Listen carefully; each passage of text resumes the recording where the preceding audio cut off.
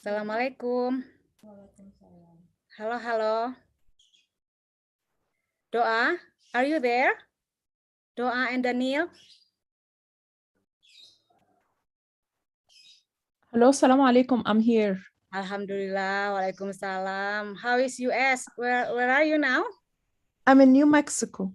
New Mexico. Can I see your face? Yeah, just give me 1 second. I'm fixing my scarf.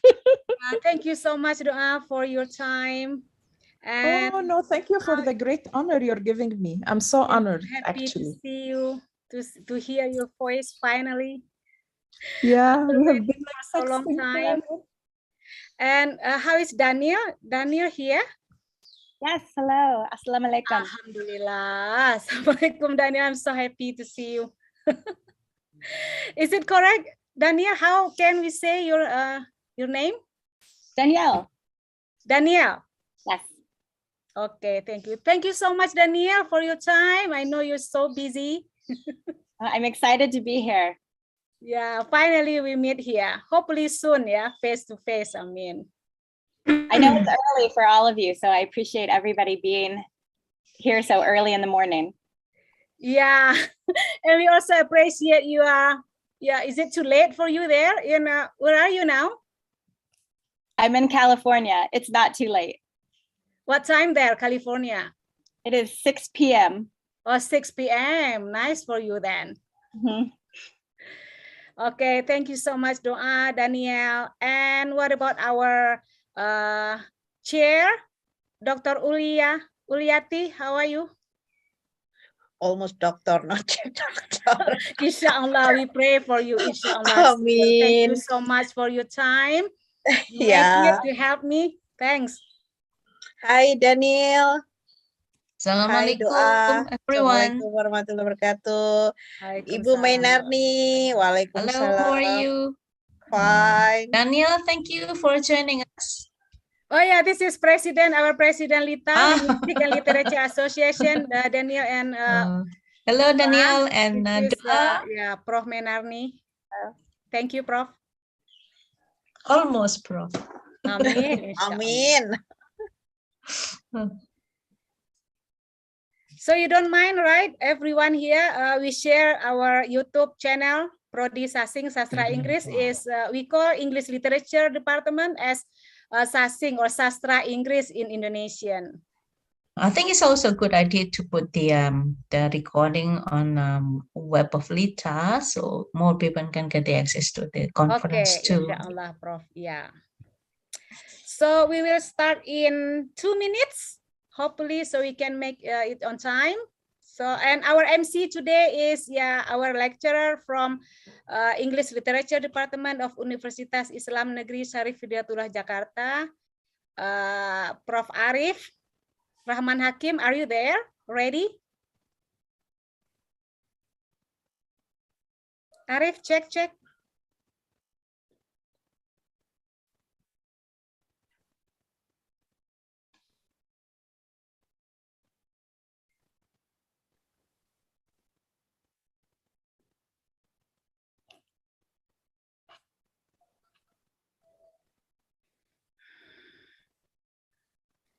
Or maybe Miss Lika or Miss Tuti, would you help me to call Arif, please?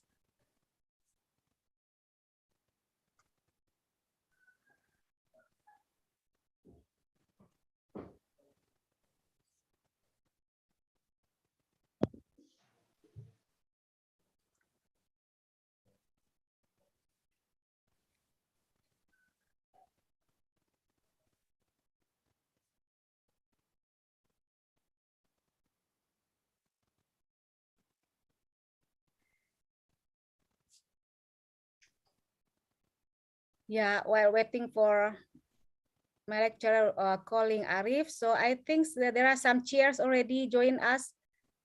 Suja, are you there, Suja and Naim? Because after this session, you will be a chair. Please say hi, Suja, Naim, and some chairs.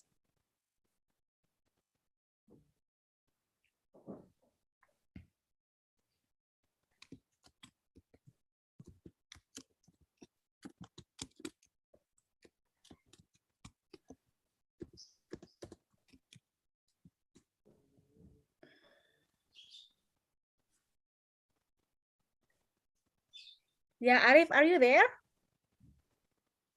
Yeah, Bu, I'm here. Okay. I think we can start now because it's more than 2 minutes now. So yeah, Bismillah, we can start now. Insyaallah lancar ya, sukses, amin. Amin.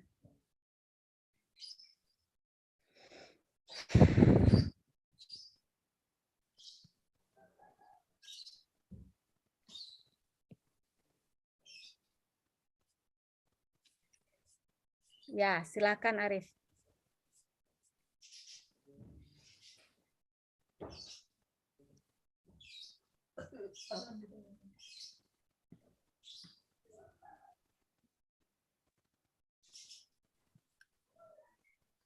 Halo Arif.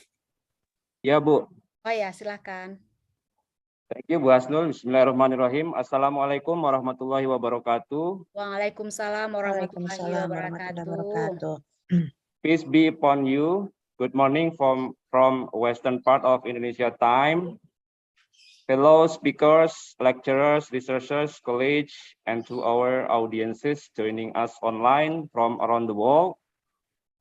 It is my honor to warmly welcome you on the second LITA International Conference under the theme Transnational Islamic Literature and English Studies. This conference is held in cooperation of LITA and Universitas Islam Negeri Syarif Hidayatullah Jakarta.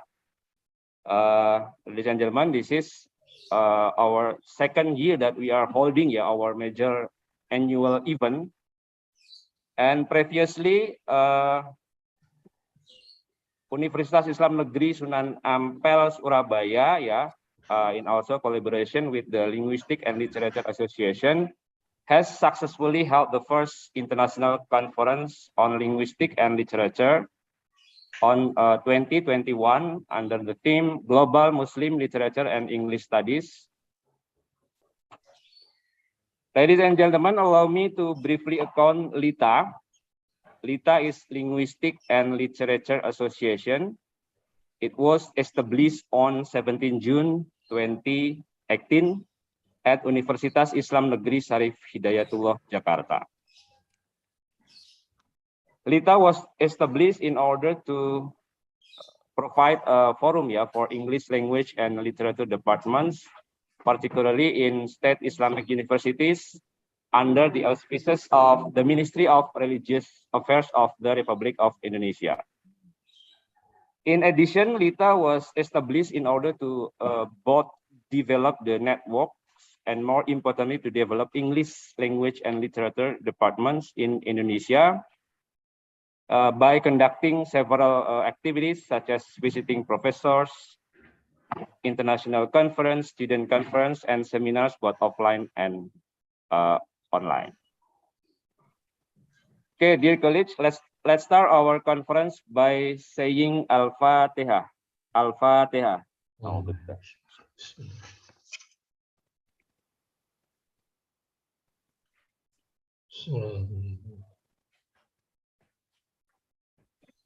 Amin. Now let us listen national anthem Indonesia Raya.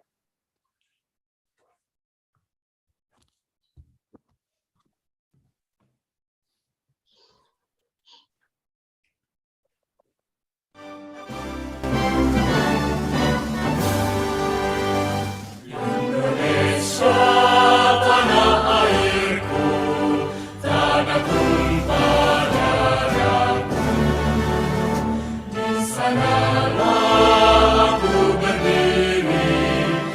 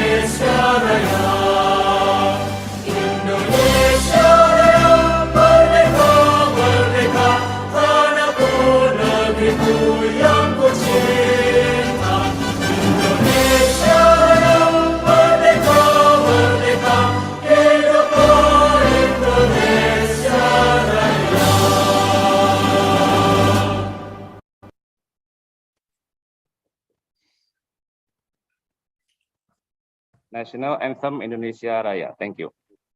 To make our conference to be blessed, let us pray to God. I would like to invite Pak Ustadz Asep Saifuddin to recite prayer to God. Pak Asep, please.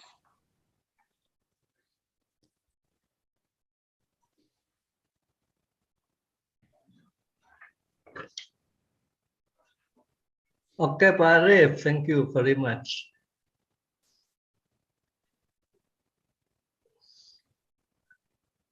Is there any Qiraatul Quran before me to lead the prayer? No, I just start by saying Al-Fatihah, Pak Asep Saifuddin. Now it's time to recite prayer to God. Pray to God first. Okay, thank you, Farid. Assalamualaikum warahmatullahi wabarakatuh.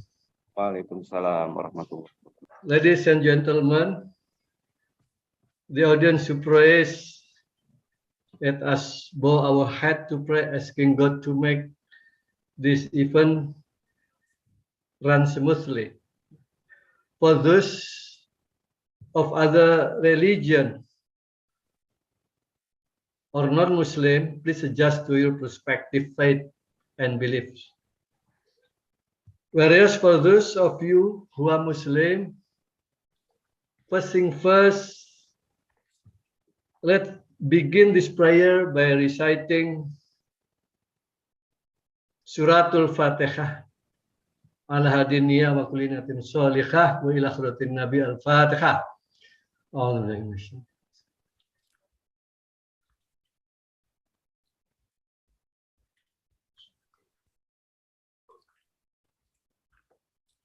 أعوذ بالله من الشيطان الرجيم بسم الله الرحمن الرحيم الحمد لله رب العالمين الصلاة والسلام على أشرف الأنبياء والمرسلين وعلى آله وصحبه أجمعين. Ya Allah, Ya our Lord, all praise and gratitude we extend to you present for all the graces and gifts you have bestowed and all the blessing you have given us.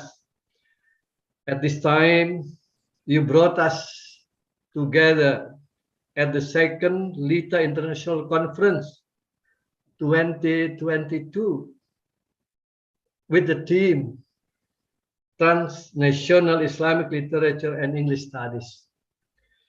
For that, Ya Allah, Ya Rahman, Ya Rahim, make this event an event you are pleased. You are blessed. You give your tawfiq and guidance so that this event runs smoothly and brings blessing and benefit to us. Ya Allah, Ya Rabbana, Ya Kareem, may the momentum of this international conference be used as a door and a way for the descent of your mercy and grace for us in carrying out the duties of this beloved country, which is your mandate, namely as servants of the state and servants of the community, so that we can carry out our task in providing services to the community as well as possible. Full of responsibility and high spirit for the realization of the vision, mission of our organization, LITA, Linguistic and Literature Association. Ya Allah, Ya Rahman, Ya Rahim, give us strength so that we are able to carry out our very heavy workload, but it has become our determination and commitment to carry out this task and mandate to the best of our ability and with all our hearts. For that, we ask you to give us physical and spiritual strength, strengthen the sense of unity and oneness in our heart. Do not spirit us. Keep us away from hatred and enmity between us for the sake of realizing intimacy, brotherhood, harmony, peace, cohesiveness, and tranquility with us. Ya Allah, Ya Al-Haq, the great Lord, shine the light of our truth in our heart, in our ears, in our eyes, in our tongue, and in all our bodies, so that we may see the truth as right and be able to follow it. and be able to see that what is wrong, and be able to stay away from it. Show us the straight path, the path of those whom you are pleased with, not the path of those who go astray and those with whom you are angry. Allahumma arinal haqqa haqqa warzuqna ittiba'ah, warinal batila batila warzuqna ijtinabah. ربنا ظلمنا أنفسنا وإن لم تغفر لنا وترحمنا لنكونن من الخاسرين. اللهم اجعل جمعنا هذا جمعا مرحوما وتفرقنا من بعده تفرقا معصوما. ربنا آتنا في الدنيا حسنة وفي الآخرة حسنة وقنا عذاب النار وادخلنا الجنة مع الأبرار يا عزيز يا غفار يا رب العالمين. وصلى الله على سيدنا محمد النبي الأمي وعلى آله وصحبه وسلم والحمد لله رب العالمين. والسلام عليكم ورحمة الله وبركاته. Waalaikumsalam warahmatullahi wabarakatuh. Amin amin ya rabbal alamin. Thank you Pak Asep Saifuddin. It is now my pleasure to invite President of LITA, Professor Menarni Susilowati, to deliver welcome speech. To Professor Menarni, please. Thank you, Pak Arif. Bismillahirrahmanirrahim. Assalamualaikum warahmatullahi wabarakatuh.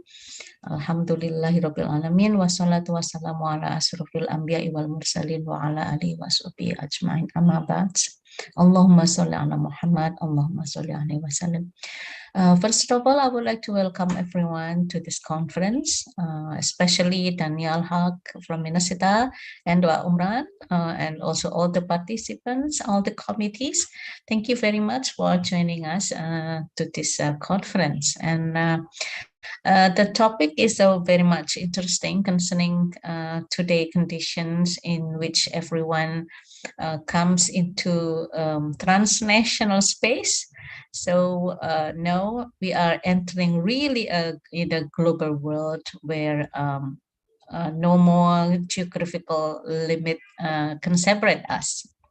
And whenever we are talking about the transnationality, then actually at the same time we are trying to melting our identity, in which we are not any longer can bring what geographically rooted in us, but at the same time we have to be able to show how the identity of us can actually also be part of the global community. So the topic of today's conference is up to date in this and very much relevant to discuss concerning this is actually what we need, and when we relate that to literature and linguistics, and it becomes more interesting, because whatever happening today in our daily life, in wherever we are, language becomes the tools of representing what we have in mind, what we have in our heart, and what we thought, and what the philosophy in us, and all things representing using the language. Now, therefore, we are lucky to be part of the LITA because this is the language which brings us together. And it's also a language which can connect us through our research, through our study, and through our concerns. And up to today, it is also the language which becomes the concerns of everyone in delivering not only identity, as I mentioned earlier, but also critics and also thought, how we perceive what was happening today within a transnational context. Yes, it becomes what we call it, the core of the business for many academics, especially those who are working in language, that female thought now becomes more visible. And we are lucky because most of us, I think all the committees are female, except Pak Arif, of course. And we have Daniel and Doa, and which represent also the voice of female.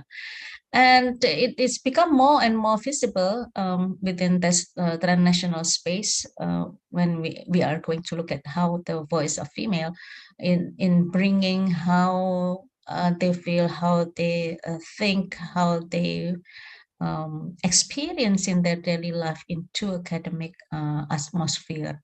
I think it's Daniel and presentation which can lead us here.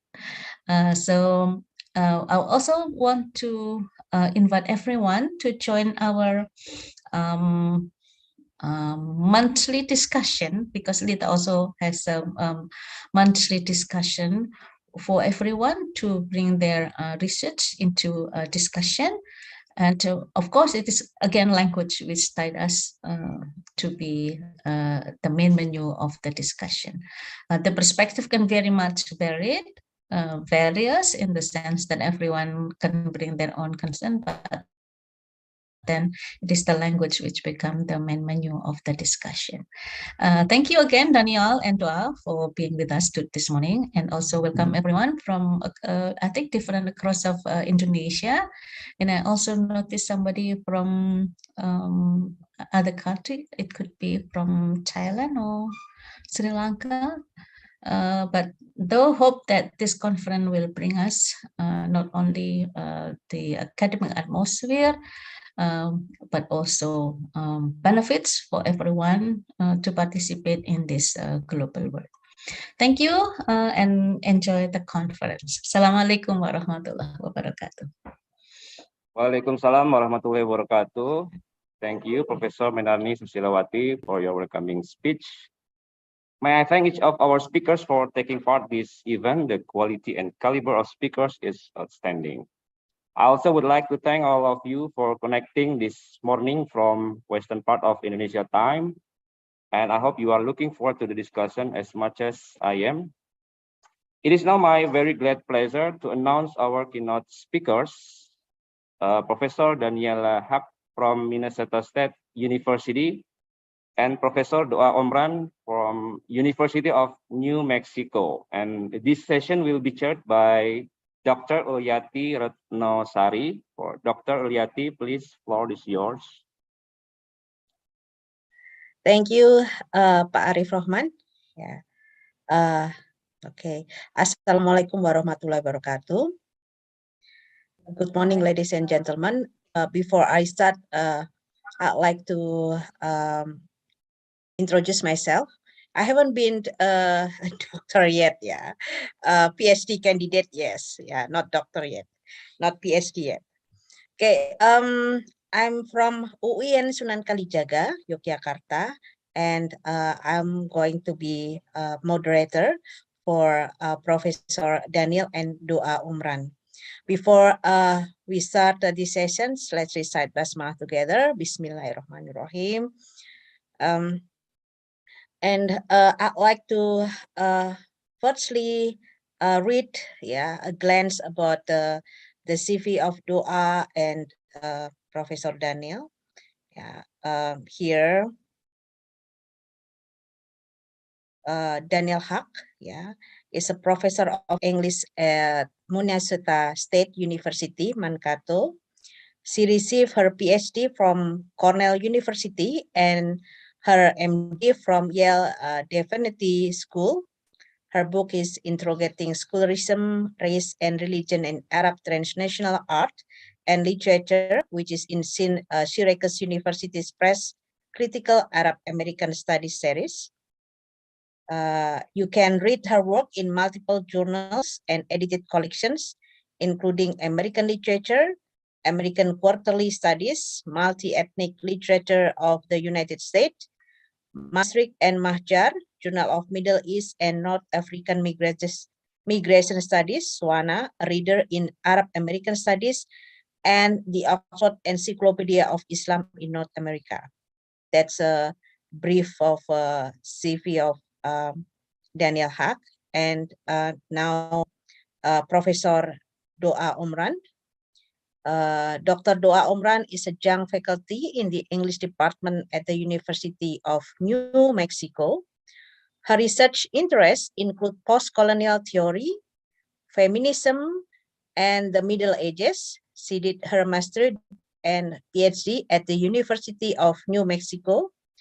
Her dissertation titled Female Hero Mega Archetypes in the Medieval European Romance in 2019 incorporated biblical and Quranic motifs and tenets that can be deployed to trace narrative structural patterns. Okay, there are many activities of Dr. Doa Omran, and now I'd like to start with Professor Daniel.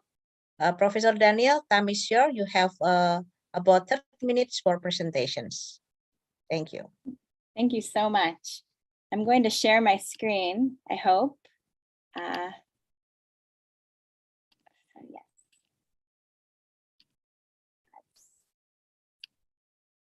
Well, it's not letting me share my screen. That's okay. So thank you so much for inviting me to speak. It is such an honor to be part of your conference. I look forward to learning from all of you as I listen to your presentations later today.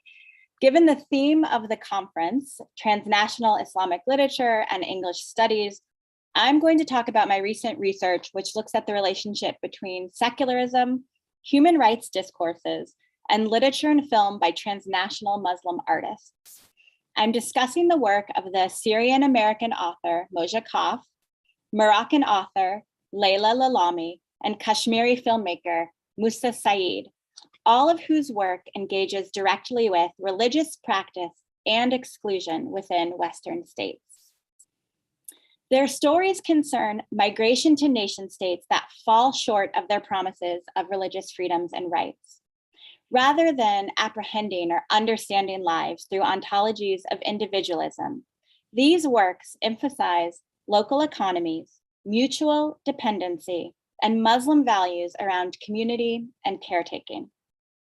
The question for these authors are not how do we define a human as having the status of personhood, which is the defining question of liberal humanism, but, as Judith Butler asks, whether the social conditions of persistence and flourishing are or are not possible.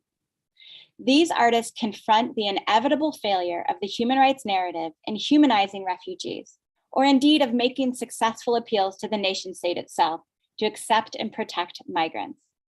Each text I will talk about approaches the question of what makes us human differently and has a different answer as to how we can conceptualize ourselves as human in ways that allow us not merely to survive, but to flourish. The distinctions between global, diasporic, immigrant, and transnational as literary categories, all of which might include any of the works that I'm talking about today, are significant and often quite fraught. In the United States, we often categorize books as global when they are by non-US authors, hence centralizing the United States and flattening the globe. By situating transnational Muslim Anglophone literature within larger conversations about secularism and rights, I hope to present new perspectives on the place of Muslim writers and the politics of the nation state, as literature that emerges from multiple transnational literary traditions and participates in literature's continual shifting formation. Reading these works by Muslim authors as transnational is about their representation of discrete nations or hybrid identities, and also about how trans works as a challenge to secular biopolitical nationalism. So human rights discourses and the kinds of things I'm talking about here are national and international laws, the work of NGOs and other groups, representations of refugees in the media, and so on and so forth, are often technologies of the larger Western secular projects of ethno-nationalism, exclusive citizenry, global capitalism, and settler colonialism. I begin my talk here with the secular liberal human, because it underwrites the projects of secularism and exclusion that the texts I'm talking about today critique. So I'm focusing on two novels, The Girl in the Tangerine Scarf and Hope and Other Dangerous Pursuits, and a film entitled Astray. I'm going to briefly define secularism as the process of naturalizing dominant forms of Protestant beliefs into civic and democratic identity in the United States and Western Europe, which was and is concomitant with the violence of native removal, forced assimilation of religious minorities, colonialism, extrajudicial violence, and state-enforced gender and sexual norms. Secularism is broadly understood as indicating a neutral, non-historical, non-political abstract principle. It is seen as the absence of religion in the public sphere in all its forms, government, law, education, and so forth. And yet, scholars now understand Western secularism as emerging from and depending upon a certain strain of Protestant thought. So secularism is not merely the absence of religion. Rather, secularism and religion are mutually constitutive.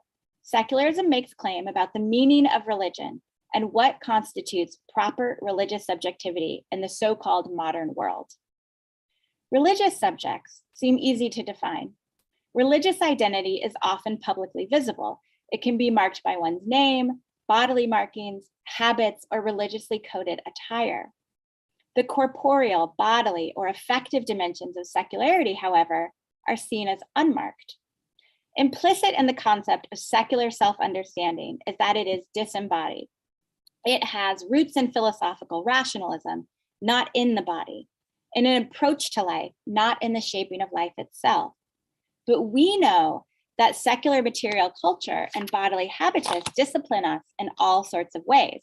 For example, how public spaces like the French classroom conditions bodies, in this case, in the enforcement of French state ideologies through coerced dress, namely the banning of headscarves.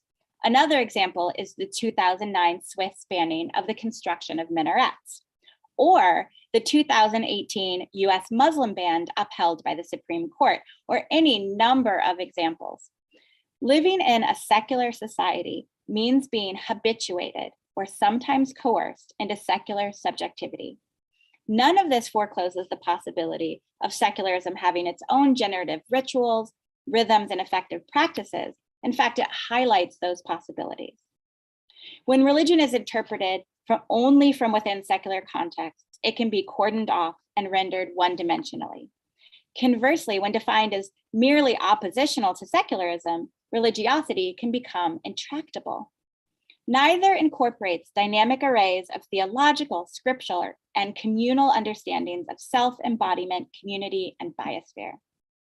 The categories of Islamic literature or Muslim writers can therefore be at once capacious and flattening, politically and racially charged, and for self-identifying Muslim authors, a marker of cohesion, community, self-expression, and faith. The authors I'm talking about today work within the realm of Western secularism ideals of religious freedom, as troubled as that particular ideology may be, while disputing the idea that values like religious freedom emerge only in Western thought and can be sustained only in a Western secular state. Secularism can only be thought of in relationship with its religious Protestant foundations, and also with the various religions it encounters, absorbs, or excludes. An author like Moja Kaf, for example, doesn't reimagine her religion, but reimagines how we can practice Islam within the specificity of the US secular context, remaking that context through practice. So I'll begin with her 2006 coming of age tale, or Bildungsroman, The Girl in the Tangerine Scarf. Although the Bildungsroman conventionally plots an individual's modernization in line with the nation, Kaf uses the formal strategies of the Bildungsroman to contest the moral superiority of secular feminism and to assert an Islamic feminism that works in tandem with a transformative US identity. The novel points to the ways in which the Bildungsroman, or coming of age, as an immigration assimilation genre, has traditionally been part of the technology of secularism. Kaf situates her protagonist, ultimate independence from the family fold, from patriarchal Islam in mainstream US society, in explicitly gendered and religious acts of claiming control over her own body. I argue that the text offers up an imaginative reworking of secularism through the protagonist's vision of the Ummah, which she sees as unlimited, transnational, and experiential. The girl in the tangerine scarf follows the Syrian immigrant Khadra as she grows up in a devout Muslim family in Indianapolis in the 1970s onward. She navigates childhood and adolescence in the Midwest and negotiates the growing differences between her family's beliefs and her own perspectives as she makes decisions about education, marriage, divorce, reproduction, religious practice, and career. The novel's distinctiveness lies in its plot development and form. Khadra's eventual life choices upend the anticipated movement of the US immigrant coming of age story. The progressive narrative of secularization has been used repeatedly to police Muslim women in the United States. So there is a sense of urgency in Kaf's writing as she looks to the myriad ways the secularization narrative shapes the practice of Islam in the United States, particularly in regard to women. The Girl in the Tangerine Scarf rewrites the usual secular liberal formation story by implicitly addressing the gendered and racialized underpinnings of the coming of age, and by imagining a feminist orthodoxy that contends with political and cultural secular presumptions. At the end of the novel, Khadra does not adapt her beliefs, devotion, or body to secularity, and she does not envision herself as operating in two worlds, secular and religious, public and private. Instead, her character's arc complicates simplistic understandings of secularity and religiosity by reworking one into a space in which she can enact Islamic rights and community, and the other into a source of these decidedly feminist rights. The novel is deeply engaged with issues of religious formation, as well as informed dissent and a kind of faithful self-formation. The immigrant Bildungsroman, in which the protagonist learns to make it in the United States, has a long history in US literature. And the genre plays a significant role in producing familiarity with secularism for contemporary Western audiences. But Kaf is not merely rewriting these old themes as new valorizations of the gutsy Muslim heroine who defies religious and tradition to embrace secular modernity. Rather, she undoes a major literary form that has been used historically to enact secularism and assimilation in order to critique secular discourses. We might think of this as a way of decolonizing secularism, wrenching it from the neoliberal fantasy in order to be retooled for her own use. Although the novel is indebted to its US ethnic Bildungsroman lineage, it diverges from this lineage by drawing on Islamic theology as opposed to liberal multiculturalism or post-colonial tropes of translation or hybridity. The birth of Khadra as an emancipated individual is not represented as a universal experience, but is located in the highly gendered acts of abortion, the offer of a wife-initiated heterosexual divorce, and veiling. Yet emancipation is rooted in religious orthodoxy, marking a departure from the literary tradition of the US ethnic Bildungsroman. Therefore, while the novel portrays acts that appear quote unquote modern when read within the Western epistemological framework, Khadra refuses these interpretations of her agency, operating instead through an orthodox sensibility, revealing how these epistemologies do not exist in isolation from one another in the United States. I ask how literature can offer not only critiques, but alternatives to political ideas about how we should relate to one another, and whether community values can influence political structures. So for example, while Kaf illuminates the limits of secularism, she also sees its potential. And her novel ultimately envisions the secular context as a place in which to foster the Ummah.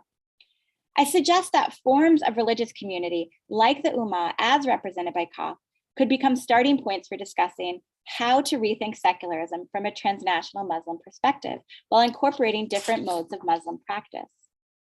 These starting points could trouble secularism's inertia. As Vincent Pecora writes, what is significant is, quote, that the static and totalizing concept of secularism, connoting an already achieved and reliably reproducible intellectual standpoint, be supplanted with a dynamic understanding of secularism that is, with a process that has remained, at least up to the present, in some ambiguous relationship with religious tradition, neither translation and transformation or radical overturning and forgetting. An important question is whether a political ideology like secularism that is so marred by its own history can or should be maintained in a different form. The alternative to secularism imagined by Moja Koff's The Girl in the Tangerine Scarf, for example, emerges from the ideals of US secularism. It depends in part on the secular promise of religious freedom to imagine alternative enactments of that freedom. My reading of Leila Lalami's Hope and Other Dangerous Pursuits confronts the question of the human and how secular ideologies shape dominant conceptions of humanness and accompanying humanisms. Her novel intersects with secular human rights discourses that make claims about inherent universal humanness and with theories of how rights narratives work to elicit empathy and connection. Hope and Other Dangerous Pursuits challenges secular disciplinary practices through stories of, quote, boat people, narrating the way in which post-colonial and neoliberal structures impede agency and propel bodies across the Straits of Gibraltar, creating new identities in the process. As opposed to performing the emotional labor of more traditional human rights narratives, her novel instead labors to reveal invisible interpretive schemes. By resisting our readerly desire to empathize and identify with her protagonist, Leila Lalami exposes how biopolitical and representational structures regulate our affect and define who is human. So like Moja Koff, she is taking a traditional genre and she is upending it. Hope and Other Dangerous Pursuits tells the stories of Fatin, a devout Muslim, Halima, a struggling mother, and two economically disenfranchised young men, Murad and Aziz, all of whom travel on a rickety boat from Morocco to Spain. Western human rights discourses are particularly fraught when it comes to Muslims and their potential for deliverance from Islam, which is variously constructed as inescapably sexist, homophobic, and oppressive of individual freedom. Hope and Other Dangerous Pursuits features characters from a nation with a large Muslim population, foregrounding intersections between stereotypes about Islams and Muslims and secular constructions of citizenship and its various vetting processes for immigration and asylum. It does much more profound work than merely making refugees appear human. Instead, it uses the minutiae of domestic drama to explore the fraught relationship between nationalism, political and economic disfranchisement, forms of Islamic practice, and burdened masculinities and femininities. It undercuts sentimentality in favor of less concrete, more relational ways of understanding ourselves as human, as expressed through the workings of local economies. I'm going to give you two examples from the novel. The first example is two juxtaposed images witnessed by Murad in the novel's beginning. When Fatin is caught and taken into the station at the checkpoint at the border, she began the trip wearing hijab, and she is seen by Murad being examined bareheaded by a doctor wearing a surgical mask. The moment is notable, not only because it is a degrading experience for a devout woman, but also because the mask prevents her from seeing the doctor's face. The face-to-face encounter is vital to the philosophy of Emmanuel Levinas, who envisions it as a social and ethical experience in which, quote, the face speaks to me and thereby invites me into relation. The face represents the intersubjective life as it, quote, opens the primordial discourse whose first word is obligation, and the face presents itself and demands justice. I gesture to Levinas here in this moment because his work has become central to philosophical questions of hospitality and migration in Europe. It emphasizes the non-reciprocal relation of responsibility that hospitality produces. Yet, his thinking is also directly quoted in the reasoning of the French Senate for approving a 2010 law banning veils that cover the face. In the second half of the book, there are a series of face-to-face encounters that move away from the violence of this first encounter that Murad sees and towards meetings that do not demand exposure. The second image is Murad vomiting when he sees a body bag containing one of his fellow migrants. The story, beginning as it does with these two encounters, of Fatin being examined and a faceless migrant in a body bag, asks which people count as human. The question is not rhetorical. It echoes loudly in international coverage of quote unquote boat people. How is it that the dead body of 3-year-old Alan Kurdi, cradled in the arms of a Turkish soldier, evokes widespread sympathy, yet the boatloads that disappear or capsize on their crossing of the Mediterranean, who undertake such terrible risk, do not? Established tropes of the human rights stories work to rehumanize illegal, illegitimate lives through individual stories of deserving, suffering people who seek deliverance into prosperous, liberal states. Hope and Other Dangerous Pursuits does not do this. It undoes that work by insisting on the interminable humanity of its characters. The body in the bag does not need a backstory to make it clear it is a human. We do not need to see its face. And Morocco itself should be the site of its sustained life. The second example from the novel comes at the conclusion of Fatin's story in the second half of the book, on the last night of Ramadan. She has become a sex worker and rejects a racist client who has Orientalist fantasies of harems. After rejecting the client, Fatin returns home renewed and cooks a meal for the roommate she despises, a woman who sees herself as Fatin's superior because she is a nanny and not a sex worker. The roommate, however, does the gendered, primarily immigrant woman's labor of raising someone else's children and maintaining someone else's domestic arrangements. Fatin cooks them a flawed meal, too salty, not quite up to what she remembers of her mother's cooking. The shared meal contrasts with Fatin's other encounters, all with men who condescend to and exploit her. If the chapter ended only with the rejection of the client, it would merely replicate imperial feminisms that operate on behalf of capital, meaning that Fatin's agency would be rooted only in her individual autonomy and capacity to make economic choices, to refuse the client. We see here how secularism and capitalism are intertwined, and both, arguably, have alternatives in the Muslim world, one of which I see represented in this final scene. While autonomy is significant in and of itself, the turn from the unequal encounter of this client and Fatin to one that acknowledges shared social invisibility and irrefutable vulnerability of the roommates revises the Western humanist paradigm of autonomy. The two displaced women share a genuine face-to-face encounter over the meal that demands no exposure, breaking their fast on the final day of Ramadan together, representing not the perfect transplant of culture into a new land, but imperfect mutuality outside the boundaries of the service economy in which they labor. I want to end by shifting to Musa Saeed's film, Astray, which is about the life of a young Muslim Somali immigrant in Minneapolis named Adan. The film refuses to propel its characters towards assimilation or liberal notions of self-responsibilization, much like The Girl in the Tangerine Scarf and Hope and Other Dangerous Pursuits. The concept of refusal has a long history in Black American and Native activism and practice.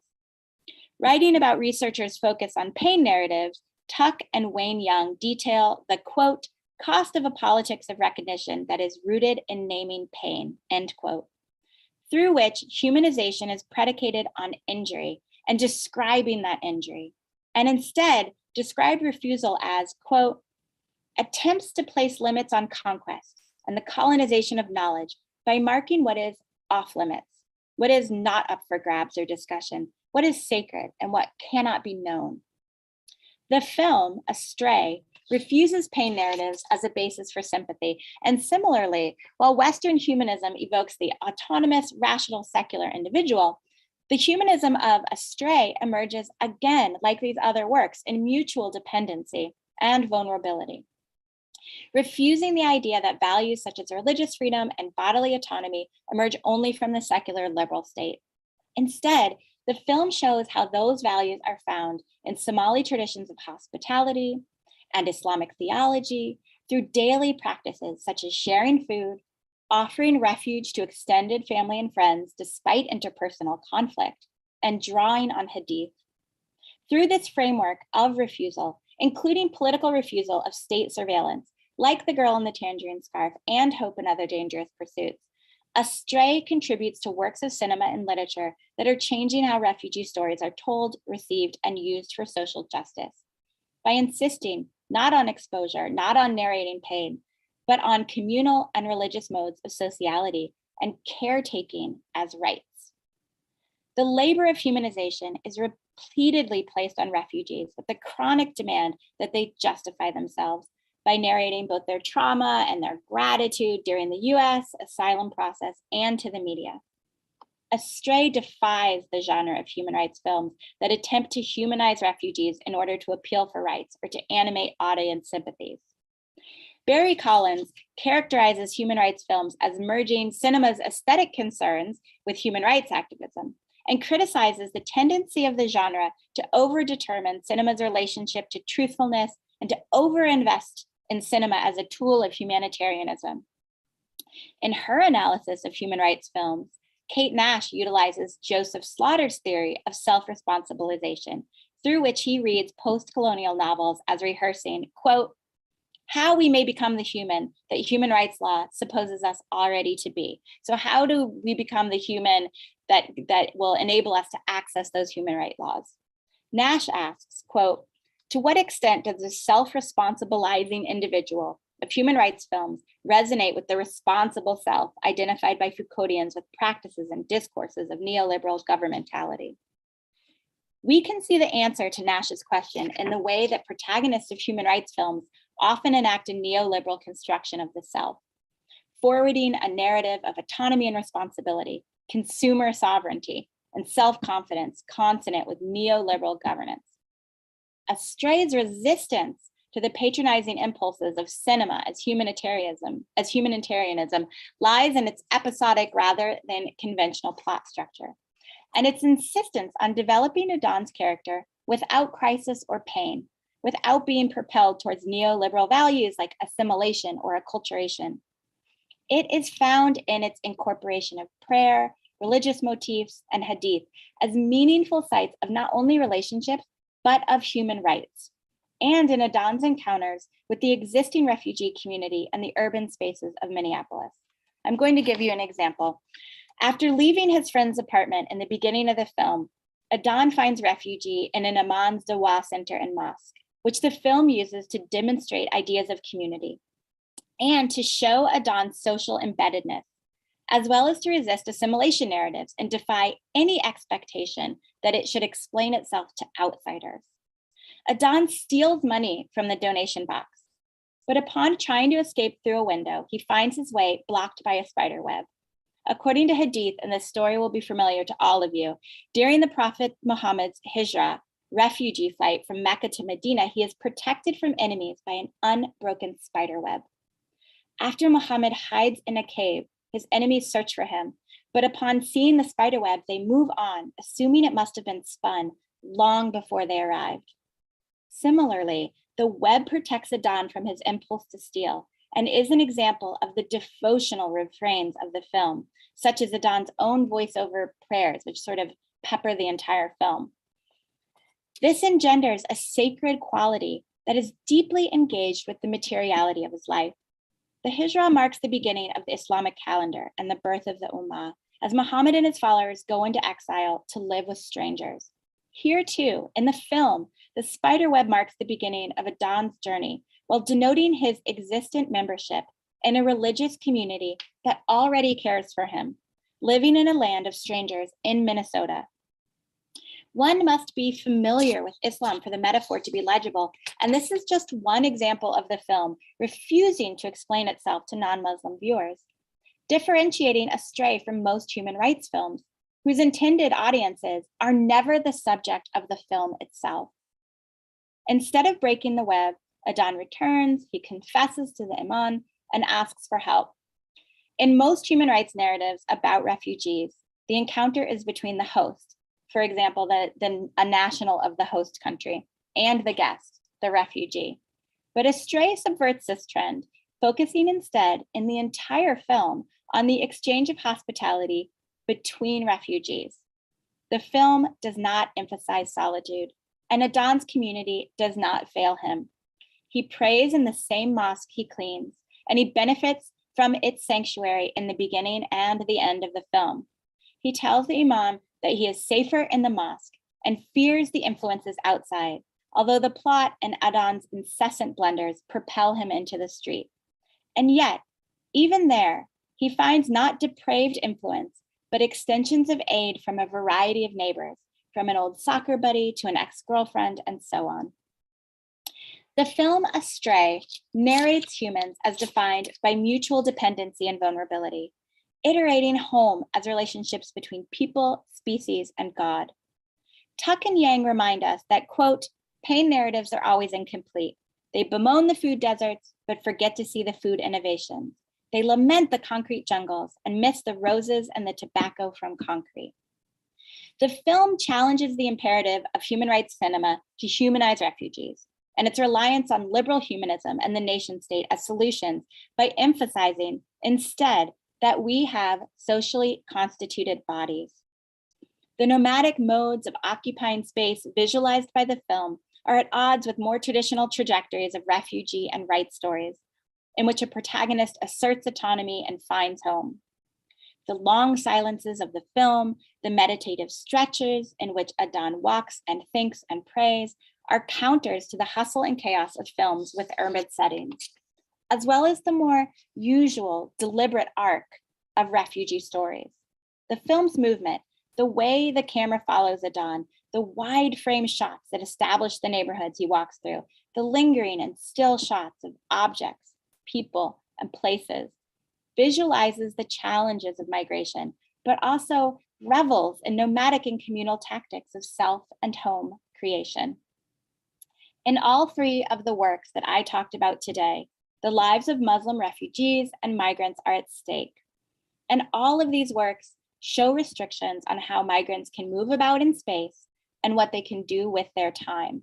Whether the racism and sexism Haja and Fatin encounter, the border checkpoints that dehumanize characters like Murad, or the FBI who surveils Adan.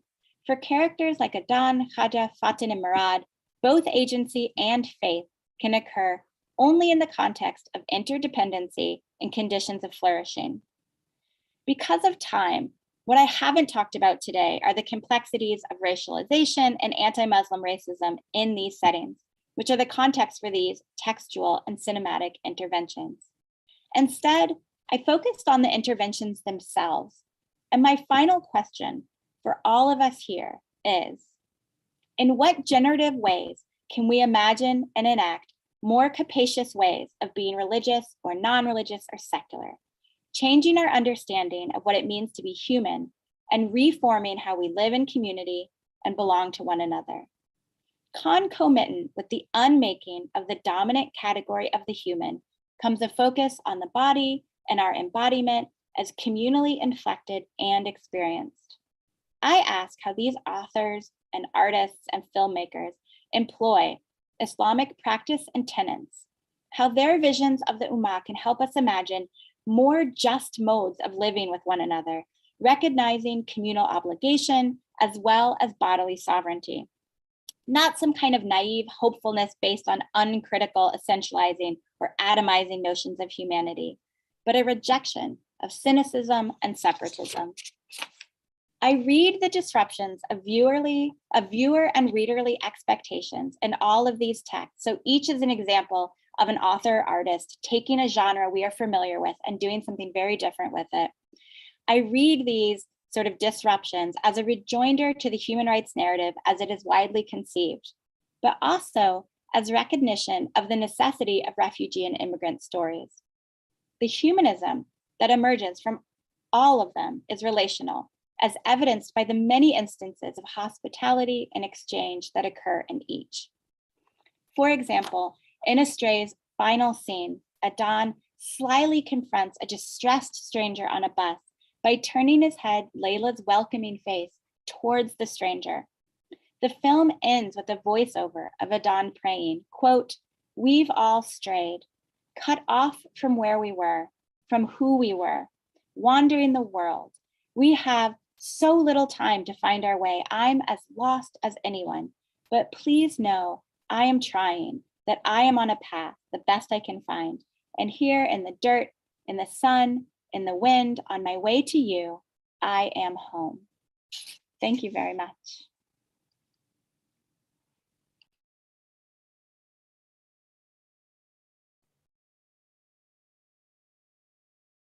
Okay, thank you very much, Daniel. It's very interesting talk. Yeah, Daniel concerns the relationship between secularism, human rights discourse, and literature and film by transnational Muslim artists. Okay, now we move to Dua, Professor Dua.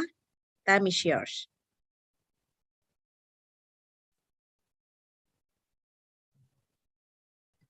Hi, how are you? Hi, can you hear me? Yes, Dua. Thank Yes, you. thank you. Can I share my screen, please? Sure. Okay.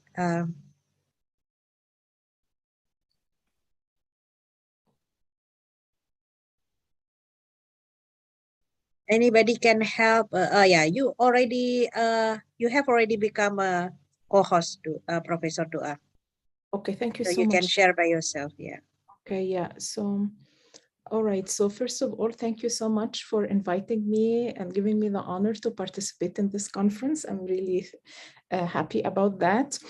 And I'll be presenting today on, let me share my screen. Can you see my screen now? It's 8 o'clock. Not yet. Okay.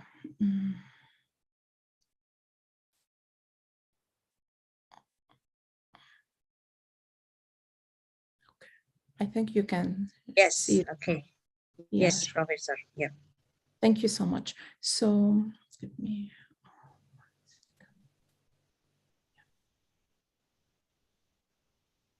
Okay. So today I'll be talking to you about assertive Muslim women, rebels, social reformers, mimics, and compradors. So my talk is composed of two related parts. I'll be talking about the two co-edited books and the special issue that I did with Professor Feroza Jaswala on Muslim women. And then the second part, and this research made me think about, if there are categories to place Muslim feminists in. And I'll be focusing on two mid-20th century texts from Egypt. One is called Ramza by Utul Ulub al-Demardashaya, and the other is called Haram Years by Huda Sha'rawi. And I'll apply the concepts of mimicry and comprador to these two books. So I'll start first with the first part of my talk, and then we'll do the mimic and the comprador part in the second part. So when we think of Islamic feminism, is it totally Western, or has Islam added new hues to the term since the beginning of colonialism? And thinking of this in such a way, is the term Islamic and feminism a hybrid term? Is it an oxymoron? Or how can we define it? And hopefully, this gives us some ideas to conclude this talk, or at the conclusion of this talk. So actually, since the beginning of the 7th and 8th century, the Quran and the Hadith have contributed concepts about how women should be treated in Islam. For example, Surah Al-Ma'idah and Surah An-Nisa, these surahs in the Quran do talk about the rights of women. There are books such as Nisa Hawla Rasul, or Women Around the Prophet, that talk about influential women that were around the Prophet and helped in the spread of Islam. But and the Muslims were good until in the 16th century, by the end of the Middle Ages and their expulsion from Al-Andalus, when the scramble to Africa started.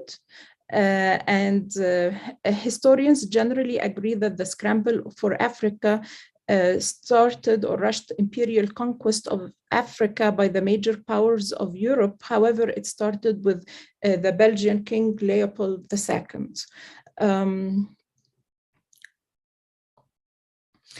And then after that, we'll find in the 18th through the 20th century, Britain and France basically started their colonization of the Middle East, Asia, and Southeast Asia. So for example, the French campaign, just like to give you some historical context of what I'll be talking about, the French campaign starts in Egypt and Syria in 1798 and finishes in 1802. However, colonization continues. So after the French colonization and even, basically after the French colonization, you'll find the British and the French taking rule over India, Indonesia, Egypt, and Algeria. Orientalists did travel to the Middle East, quote unquote, and one of them was Edward William Lane. And when Edward William Lane couldn't get into the harem to understand about Muslim women or Egyptian women in Egypt, what does he do? He asks his sister Sophia Poole to start visiting the harems, and she starts exchanging letters with her brother, Edward William Lane, and this is like a good reference to consult the English woman in Egypt. So mostly Edward William Lane wrote Manners and Customs of Modern Egyptians, and his sister wrote about the women in the Egyptian society at the time. So Muslim women and European women started having some sort of a contact zone. And as Marie-Louise Pratt defines contact zone, they are social spaces where cultures meet, clash, and grapple with each other, often in contexts of highly asymmetrical relations of power, such as colonialism, slavery, or their aftermaths, as they are lived out in many parts of the world today. So a contact zone is not an equal thing. Someone always have the upper hand. And this is what happened with women in Muslim countries, in the Arab world, contacting with European women, such as Sophia Poole and many others. And one of the interesting books about the topic is a book by Iqbal Baraka, and the title is Muslim Women, The Dilemma of the Fez and the Hat. So there becomes this kind of resistance and replicating or mimicking the other. And these experiences put a lot of pressure on Muslim women. The effect of colonization had a strong impact, not just on women from across the globe. And I argue here that women do have similar experiences. For example, the partition of India happens, and the establishment of Pakistan happens 1947, 1948. Around the same time happens also the partition and occupation of Palestine. And a couple of interesting books that are related would be River of Fire by Qurrat al-Ain Haidar and The Woman from Tantura by Radwa Ashur. So here we have Qurrat al-Ain Haidar is talking about the partition of India and Pakistan, and Radwa Ashur is talking about the partition of Palestine. And I did examine actually both novels in our book that I'll be talking about in a little bit, and arguing that there are common experiences of assertive Muslim women, because as I said, the first part of the presentation would be about the assertive Muslim women, and the second part would be on the mimics and the compradors. And this is chapter 20 of our book that just came out last July, like 15 days ago. I just received my copies today. And in my paper, in my chapter in this book, I was arguing that the term subaltern is not a very favorable term to describe how Muslim women are. And just let me ask, because subaltern studies has become a field, Spivak, Edward Said, and among others started that. And let me ask a question for the colleagues here. How do you feel about being labeled as subaltern? And the term, of course, comes from Spivak's monograph, Can the Subaltern Speak? My scholarship questions whether Muslim women are subaltern. Yes, I have a disclaimer here. Muslim women do face lots of problems and pressures from their societies, which are in many instances patriarchal, but they still also have a lot of stamina and strength.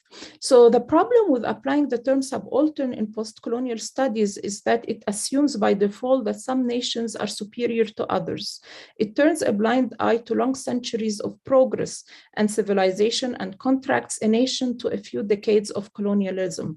Not only does the use of subaltern alleviate the guilt of the colonizing nations of the atrocities they committed, but it also rewards them by placing them on a pedestal of the superiors. Furthermore, applying the term to Muslim nations is in dark contrast with this Quranic verse, كنتم خير أمة أخرجت للناس تأمرون بالمعروف وتنهون عن المنكر. So this idea of the best nation is an example of like best nation to do for mankind, to help mankind, to save mankind.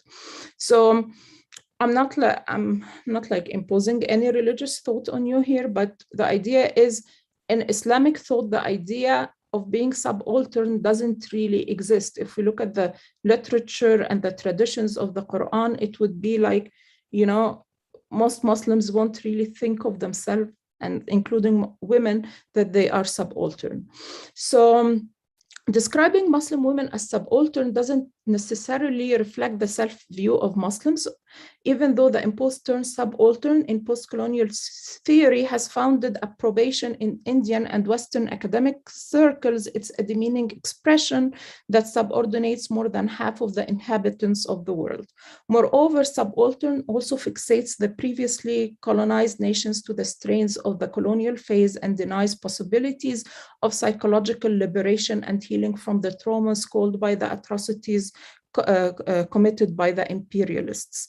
And just like, you know, these kind of self-help books like Eliminate Negative Thinking, a book that came out in May 2020. So like recycling scholarship about subaltern women as subaltern, does it really help us, or is it imposing a Western concept, non-Arab concept on our cultures? Just I'm putting the title of the presentation again here to remind you. So rebels, social reformers, mimics, and compradors. And I think our two books, I'm showing a copy here of them. These are like a copy of their covers. The first one was on the Middle East, Memory, Voice, and Identity, and Muslim women's writing from across the Middle East. That was our first book. And the second one that I co-edited with Professor Jaswala was Muslim women's writing from across South and South Asia. And I think the new thing that, or the interesting thing that I was doing with my work here is combining South and Southeast Asia together, and looking and examining Muslim women as sharing common experiences and bringing them in comparison with each other. And to my knowledge, this is a new attempt, because you would like study these parts of the world and the struggles of Islamic Muslim women and Islamic feminism separately.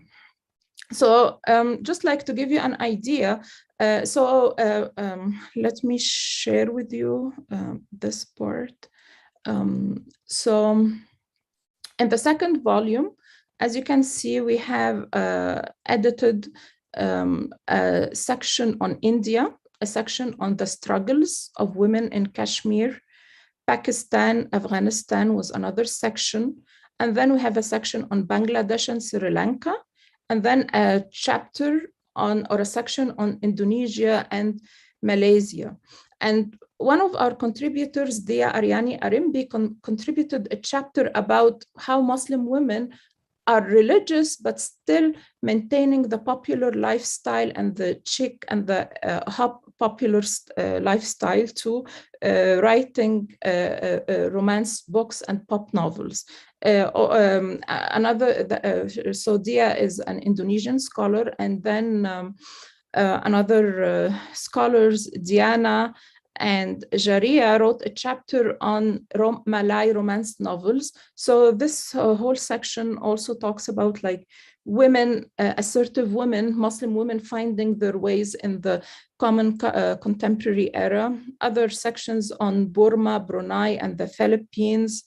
We have an interesting chapter on someone who is from the Philippines, Filipino, Egyptian, American. So she has the three nationalities, and how she is struggling, living in the US, and which identity, you know, she's like, she doesn't have a set identity and struggling with all these identities. And the last section from which my chapter comes is comparative perspectives, where we compare Arabic Muslim women with Indian women, or Arabic women with Malaysian women, and so forth. And then also this is the table of contents from the first book. And the focus, as I said, was on the Middle East. We also co-edited a special issue with the Women's Studies and Interdisciplinary Journal, and the title was Muslim Women Speaking Persistently. So here it's not really mimicry or being a comprador, as I'll be talking about in a little bit, but we have a bunch, 20 chapters and book reviews on women from South Asia, Southeast Asia, and the Middle East, all in this special issue. And we wanted to show that women from the global South, from the previously colonized parts of the world, Muslim women from these parts of the world have similar experiences, and we can look at these experiences collectively. Okay.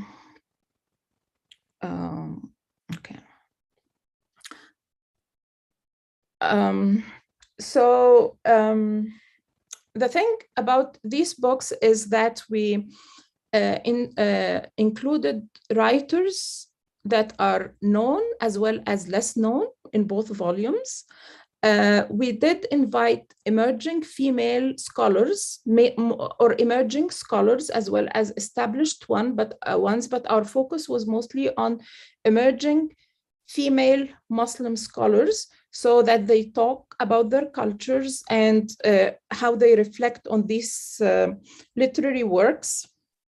Our governing trope or the governing figure in the first volume was Shahrazad and her sisters, and we say that Muslim women have always been good storytellers since the medieval days of the Arabian Nights, and Shahrazad had the skill to capture the man and sort of put him in his place.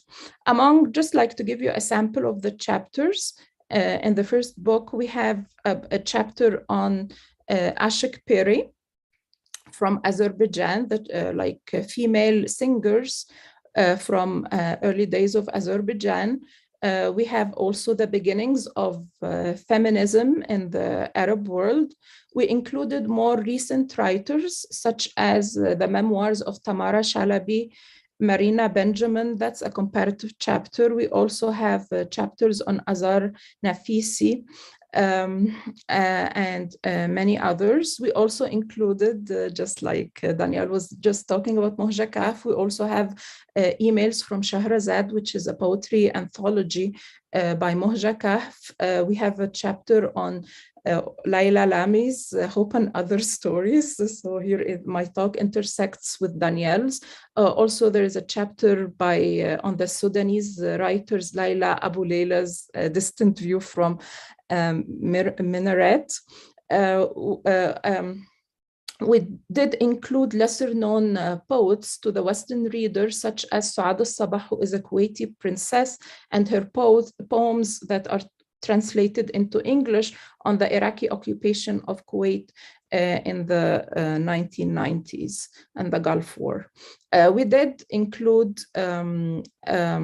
also a chapter on Ibtisam Shakouch. Her works haven't been translated yet, and she's a Syrian writer, and her book is called In the Refugee Camps or In the Camps, and she's a Syrian writer. And as you see, it's the lower picture. She's in the camps and describing how women are asserting their power in the camps in Syria. Also, we included a chapter on Tamari al-Rafai's writings, and she's a Syrian journalist living in Egypt now, and she did form a cooking club. And one of the more known writers that we have included is Asya Jabbar and Mohja Kaf, as I said, and Asya Jabbar. Also, as I said, Azar Nafisi as well. So like we included that bunch of women in Muslim women writers in the two books, and the special issue we have like 60 chapters all in all. So let me and they are assertive more or less, but a minority of them, of the Muslim writers, I would describe them as mimic or comprador. And as I said, I'll be applying these two terms to Ramza and Harem years. So what do I mean by that? So let's start with Ramza. So Ramza was written by Utul Ulub al-Demardashe in 1892. It was published in French, in 1958, and then it was translated into Arabic. And my chapter was titled Muslim Face White Mask, and Ramza as a mimic Muslim woman, or as a mimic woman. And of course, I'm taking the title of mimic woman from Black Skin, White Masks by Frantz Fanon. And in his book, Fanon argues that colonized people have an inferiority complex that has created by the duel and burial of its local cultural originality, finds itself face to face with the language of the civilizing nation that is with the culture of the mother country. So from here comes the title of my paper. And because Fanon does talk about that, but it hasn't been really applied to works by Arab Muslim women earlier. So in my paper, I talk about how Ramza, who is an Egyptian girl who belongs to the upper classes, is so impressed by her French governess. And she is just imitating or mimicking her throughout. And I have some quotations from the book here. It was Mademoiselle who introduced me to a greater world picture. She feels that she owes her a great deal. Her company and conversation considerably widened her horizons. She taught Ramza a language, drawing, music, embroidery, manners, and bequeathed to her all the trappings of genteel European upbringing, unquote. Ramza counts on Mademoiselle, her governess, to raise her children.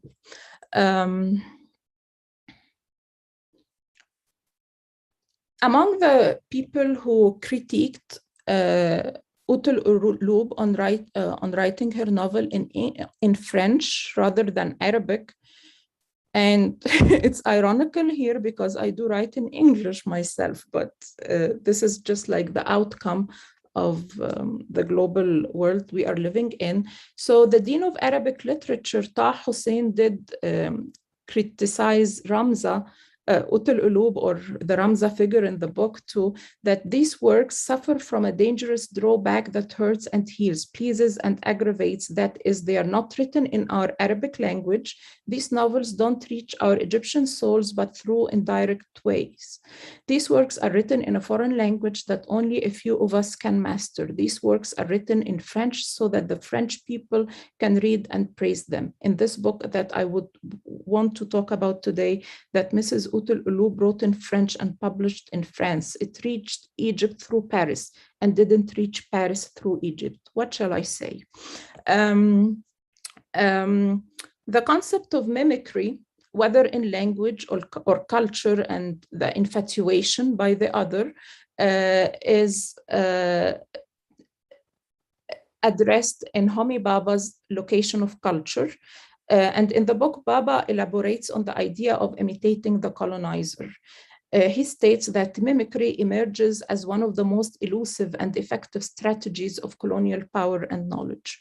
However, the idea was mentioned earlier, as I illustrate, in Ibn Khaldun's Muqaddimah. And Ibn Khaldun was a medieval philosopher who lived in 1370, and his Muqaddimah was published in 1377, not really published, but it was circulating. And in his Muqaddimah, Khaldun states that the vanquished always want to imitate the victor in his distinctive characteristics, his dress, his occupation, and all his other conditions and customs. Ibn Khaldun attributes this superficial imitation to the fact that the superiority of the victor is not the result of this group feeling or great fortitude, but of his customs and manners. I have a definition for you here. So I define a mimic Muslim woman as a mottled cultural and linguistic product of the colonialist, post-colonialist establishment. The cultured mimic Muslim woman would sacrifice her local tradition and culture for the sake of European alternatives, considering her Islamic and Arabic values tokens of backwardness, inferiority, and social underprivilege. Thus, lack of knowledge of Arabic and the Quran is no major concern of hers, whereas intimate knowledge of English and or of French are well-sought aspirations. She would rather express herself in French or in English, or would at least intersperse her speech using English expressions, superficially mimicking the tongue of her European mistress. Mimicry can go to extremes, and it could reach the extent of a comprador, as I'll be illustrating in this part of my talk. And I'll be looking at the work of Huda Sha'rawi. She also like mid 20th century or early 20th century. So Huda Sha'rawi wrote her memoirs in Arabic. The idea is not just the language. Okay, she wrote them in Arabic, her mother tongue, but as I'll be showing, there are like red flags in her writings. So the post-colonial comprador class, what do I mean by the term comprador? Comprador or a compradore is a Portuguese word meaning purchaser. Comprador was originally used to refer to a local merchant acting as a middleman between foreign products and a local market. A comprador is a relatively privileged, wealthy, and educated elite who maintain a more highly developed capacity to engage in the international communicative practices introduced by colonial domination, and who may therefore be less inclined to struggle for local, cultural, and political independence. A comprador class or neo-colonialist native elite who are involved in the economic and political exploitation of their own people. So it's like an intermediary between the colonizer and the colonized, but they are not working for the advantage of their own people. The term neo-colonialism, because as I mentioned in the previous slide, that comprador is a term or a concept that we have with new colonialism. The term was actually introduced by the Kwame Nkrumah in his New Colonialism, the Last Stage of Imperialism. So who is Nkrumah? Nkrumah was a Ghanaian politician, political theorist, and revolutionary. He was the first prime minister of Ghana, and he led the Gold Coast to independence from England. And he was aware that, okay, the British left, but they did leave people behind who would help them and take advantage of their own natives. So the translator of Harem Years says that Hoda Sha'rawi, in the introduction to the book, the translator says that Hoda wrote her memoirs to clear her father's name. She took opportunity of her memoirs to make her case. And her father was actually was not in the good books of Egyptians or the patriotic Egyptians, because he was also thought to be of another comprador. It seems to be running in the family somehow. So, and Sha'rawi does mention that in her book. She says that her father had been maligned by certain so-called patriots, distorters of history, who have recently charged that he assisted the entry of the British into Egypt by bowing to the wishes of the Khidevi. When Hoda Sha'rawi's son later on wanted to marry a girl from the lower classes, she objected to that, even though she was one of the leaders of the feminist movement in Egypt. But, you know, so like her writing, her acts are something, but she was somehow didn't want her son to marry a lower down the social ladder.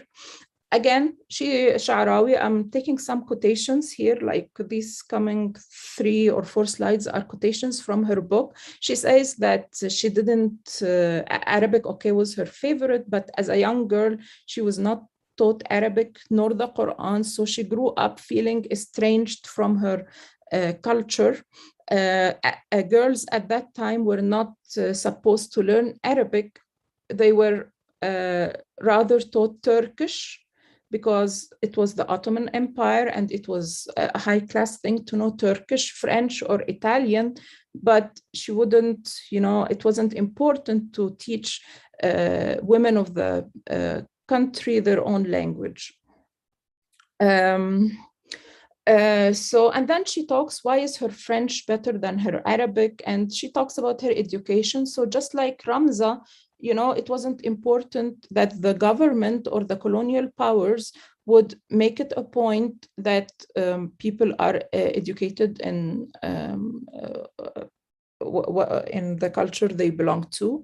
So Hoda Sha'rawi, like Ramza, had 2 French mentors, Madame Richard and Eugène Lebrun, or Madame Rushdie, and I'll be talking about Madame Rushdie or Eugène Lebrun. And, you know, it's almost a trope. How many of you have watched Anna and the King? It's, again, it's a trope of Western woman teaching the native, whether it's a man or a woman, about high culture and elitist traditions. So back to her mentor, Eugène Lebrun, where can we really place her? She was married to an Egyptian, and she taught Hoda a lot. These are quotations, as I said, from the memoirs. So Madame Rushdie expresses her disapproval of wearing the headscarf and says that it detracts women for many things and it gives false impressions in the minds of foreigners. So like Muslim women have to just like comply to the minds of foreigners, but what about their identity or what they feel about doing? That doesn't really matter, according to her. Even though she says that she converted and she called herself Naya Salima, or good faith, after she has converted, but she says things that would make us wonder where we should place her. So the French, Eugene says, liked her book, but the Egyptians didn't like it and criticize it strongly. And even though she was married to an Egyptian and converted, she says that marriage across cultures is a big mistake, and she disapproves of cross-cultural marriages. So it just makes me wonder.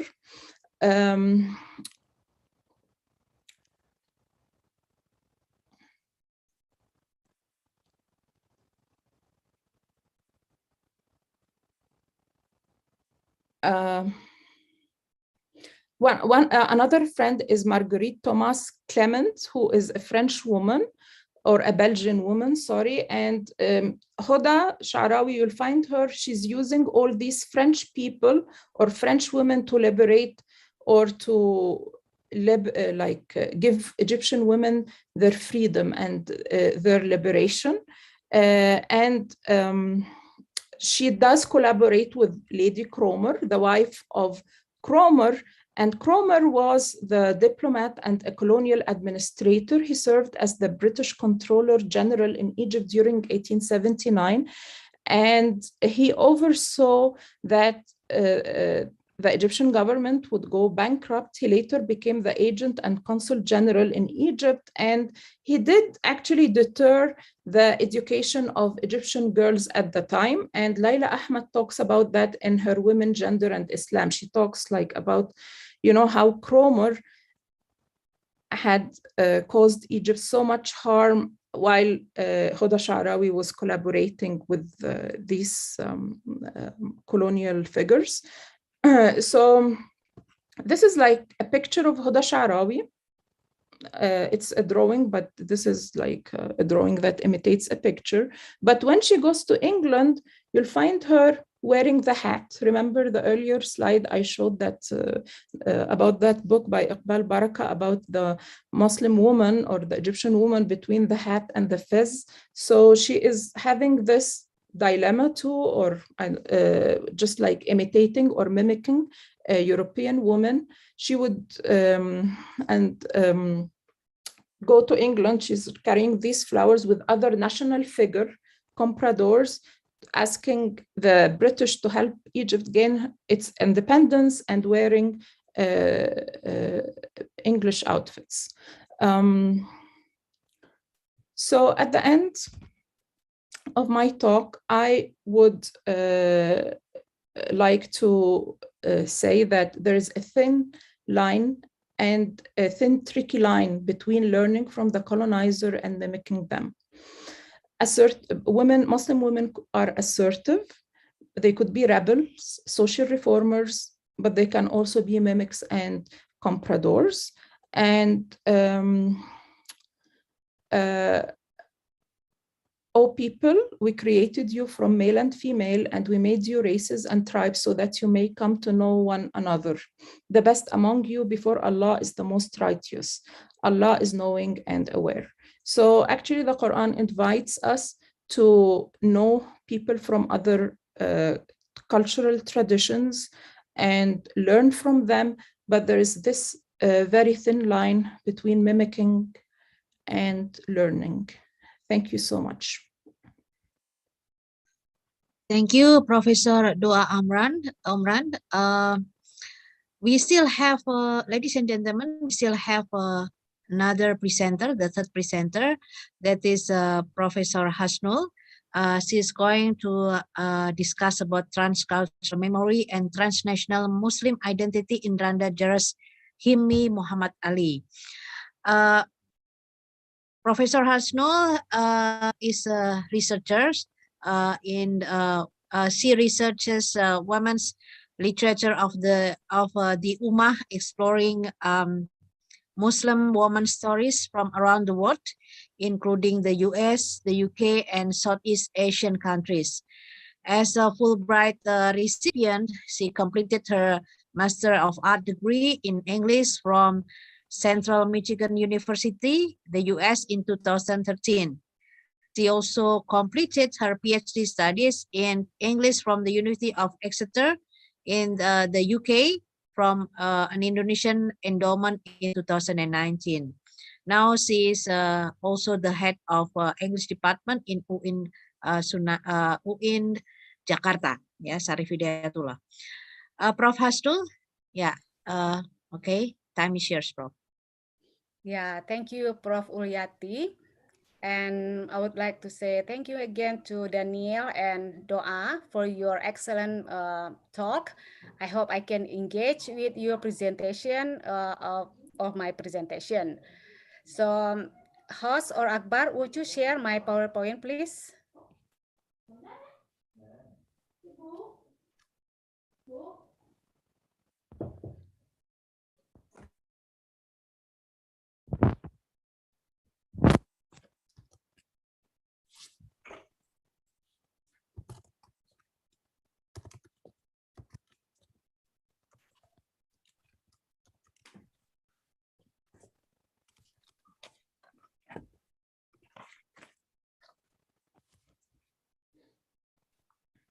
Yeah, while waiting for Akbar, I think I can give you a brief introduction of my presentation today.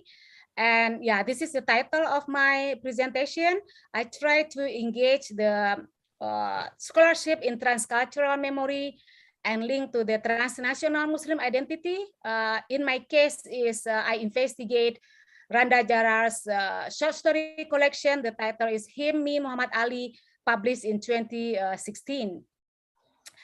So my paper investigates how Randa Jarrar's Him, Me, Muhammad Ali links transcultural memory and transnational Muslim identity by excavating sites of memory in her short story collection, which is contained about 13 short stories in order to question US dominant memory or US-centric trauma narratives.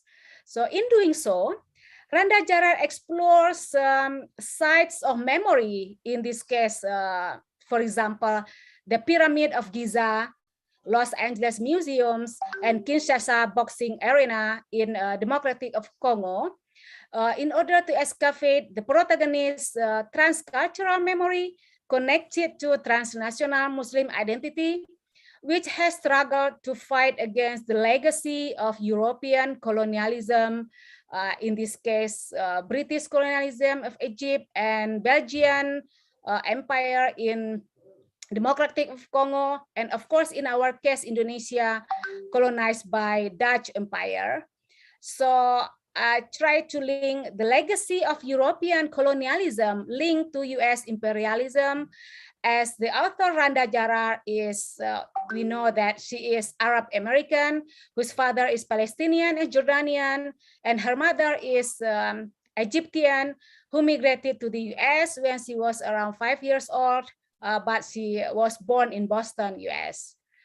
And by engaging with memory studies and the scholarship in memories, especially transcultural memory, with the frameworks of post-colonial studies and Arab American scholarships, my research investigates how Randa Jarrar utilizes sites of memory that I mentioned previously to reveal transnational Muslim identity, which has struggled to fight against US racism and gender injustice while living in the US or in the Western world, such as in the UK, as we know that not only Arab American emerge right now, but also British Bangladesh or British Pakistani Muslim authors.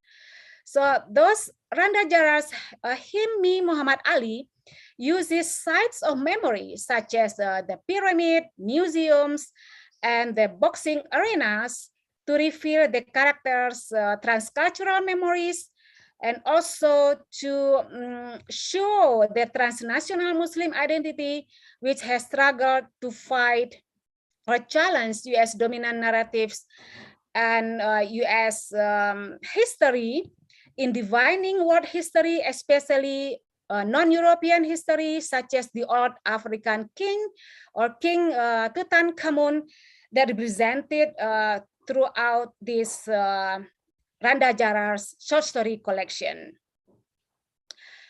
And next slide, please. Yeah, so this is Randa Jaras. He is a professor in Fresno University. And this is the book, short story collection, Himmi Muhammad Ali, contain about 13 short stories. So I focus on about 5 short stories in the collection. And I investigate how Randa Jarar uses sites of memory, particularly sites of memory in the Muslim world, such as museum and also the pyramid and also the background in Israel and Palestine. Yeah, in order to question the Israel occupation in Palestine, I think. And next slide, please. Actually, I want to discuss about the scholarship in transcultural memory in order to remind you again about what is it transcultural memory. I believe that there are some professors here, but I also believe that there are our students join this conference. So this is, I give you an example how what I mean with transcultural memory. We know that in the scholarship of memory studies, mostly focus on the cultural memory in order to define national identity. For example, in our case, Indonesian context, we define our Indonesian Muslim identity, for example, based on our cultural memory that we have to return to our hometown, or we call that mudik, when we celebrate Idul Fitri or Idul Adha. So I think it's better we also use our transcultural memory that our Indonesian Muslim identity is not only about celebrating Muslim culture, but also linked to other national Muslim identities such as Bangladesh, Pakistan, Malaysia, or Palestine, especially how they struggle, or both of us, we should remind the legacy of European colonialism to our country, yeah, in order to challenge the colonial manner. And also we can explore sites of memory in our country. In this case, in Randa Jarar collection short story focusing on the pyramid, museum, and the arenas. And yeah, next please. So this is, I just about 2 minutes maybe, I just remind you about the scholarship in memory studies. Next please. Next slide. So Astrid Ariel, so see describe, yeah, this one. So transcultural memory has arisen in 2010 within the field of memory studies, and the transcultural term, as Bond and Rapson 2014 describes, the programmatic move away from the assumption that memory is the product of bounded cultures, often national cultures, that an idea which had crept into a large section of memory research, especially in the wake of Pierre Nora's Liège de Mémoire. Indeed, the dominant narrative on transcultural memory studies criticizes such methodological culturalism. They emphasize instead the flexibility and fulfillment of memory in culture, as well as the non-isomorphy of culture, nation, territory, ethnicity, social groups, and memory. So as a theory and methodology, transcultural memory means, so this is the aim of transcultural memory, is to change our focus attention from the stable or from the solid, stable and pure national cultural memory towards the movements, connection, and mixing of memories. And yeah, next please. So I divide my paper about four subheadings of my how Randa Jarar's Himni Muhammad Ali connect this transcultural memory and in order to reveal transnational Muslim identity. Yeah, the story is about an Egyptian and African American woman whose father died on a train because of a brain aneurysm. Indeed, the story traces the history of the first person narrator's father, the protagonist, an African American citizen who converted to Islam when he married to the Egyptian wife or the protagonist's mother. And the protagonist embarks on a journey to explore key sites of memory for her. Her father was a journalist who used to write the Sun tabloid newspaper during his life in New York. The Sun newspaper contains news, lifestyle, information, and also commentary on celebrity gossip. The narrator state or quote, "You may have seen my father's tooth is back and he is still black" series of articles, which he wrote in revolt against Western museums' color-neutral depiction of King Tutankhamun, end quote. So here the protagonist's father writes these articles to question the way in which U.S. museums, which are important sites of memory, represent King Tutankhamun as being color neutral instead of having black skin, which is more akin to his origins. The author may be subverting the arguments posited by some American museums, which claim that King Tut had blue eyes and light skin instead of as Black King, similar to original artifact found in the Great Pyramid of Giza in Egypt in 1933. So for this reason, I argue that Jara depicts her protagonist as Egyptian by highlighting Egypt's sites of memory, the pyramid, linked to Kinshasa boxing arena, to reveal transcultural memory of the protagonist, who is both Egyptian and African, who have similar traumatic experience of being oppressed by European colonialism, in this case, Egypt by British Empire, and her father from Democratic Congo, oppressed by Belgian empires. So in this sense, this story links European colonialism with US imperialism, as both the settings and the author are attached to the US, and the story is alluding to the historical context of America, especially if you remember the history of America on 16 June 1990. And so by using the slogan of the King Tut is back and he is still black, which is used as a placard by many Americans, especially African Americans and Egyptian Americans, to protest against the US Museum. And indeed, the protesters display this placard during the opening of the Egyptian exhibition at the Los Angeles Art Museum, which represent US sites of memory. So indeed, this marginal protest continued in Fort Lauderdale, Florida, when the exhibition moved there in 2005.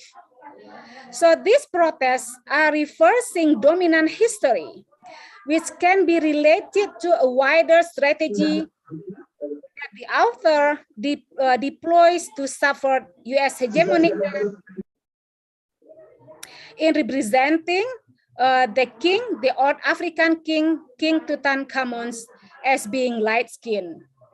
So such hegemony often attempts to conceal the legacy of European colonialism linked to US imperialism, which can be seen through the way the narrator linked the pyramid in Egypt with Kinshasa ring or boxing arena in Democratic of Congo. Indeed, both Egypt and Congo colonized by European empires, and the author herself is Arab American. And by connecting these three sites memories, and I think the story reveals the solid connection of European colonialism and US imperialism. And yeah, next please. In this story, the landmark of the pyramid is highlighted as a site of memory, where transcultural memory of the characters are buried together in the pyramid of Khufu. In doing so, the first narrator describes when the protagonist wants to bury her father's ashes in the pyramid of Khufu. She said that, quote, "Just to please him, I reached into my handbag, scooped out a spoonful of ashes, and released them to the sand. They fell straight down. There wasn't the slightest hint of a breeze," end quote. But she is unable to scatter all of his father's ashes and takes the remainder back with her to New York, only partially fulfilling her father's wishes. So in this story, the protagonist's father asked his daughter to bury his ashes in the pyramid in order to connect his soul with the legacies of his ancestors of the African continent. When the protagonist arrives at the pyramids, she combines her father's ashes to those of King of Tut, existence of the sand in the Khufu pyramid. And the scattering of her father's ashes in the sand surrounding the pyramid is important here because it emphasizes how this landmark as a site of memory allows her to declare a critical statement. So by bringing together a moment of mourning with a sense of loss. And moreover, her father's destination in the pyramid is coupled with the protagonist's own journey of discovery in reconnecting with her mother. Her mother has died in Sydney from a heart attack. So all of her belongings sent from Sydney to Egypt. So she explores letters and photographs the family have kept in her grandfather's house in Egypt.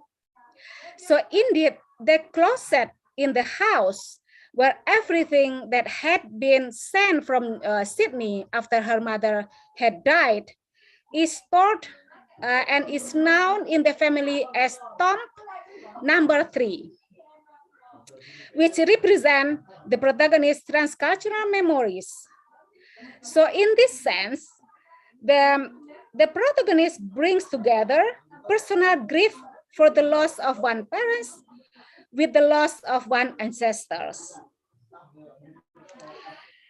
And we can understand that from the way US America represented by the old African king, the King Tut is back and he is still black, which is the title of her father writing series of articles in the Sun newspaper. And by referring to her father's series of articles, King Tut is back and he is still black. And in the Sun newspaper, we can understand that not only sites of memory of pyramid and museum, but also the text and newspaper can be used as to explore our transnational identity, in this case, transnational Muslim identity, as Pierre Nora argued in his book, Lieux de Mémoire.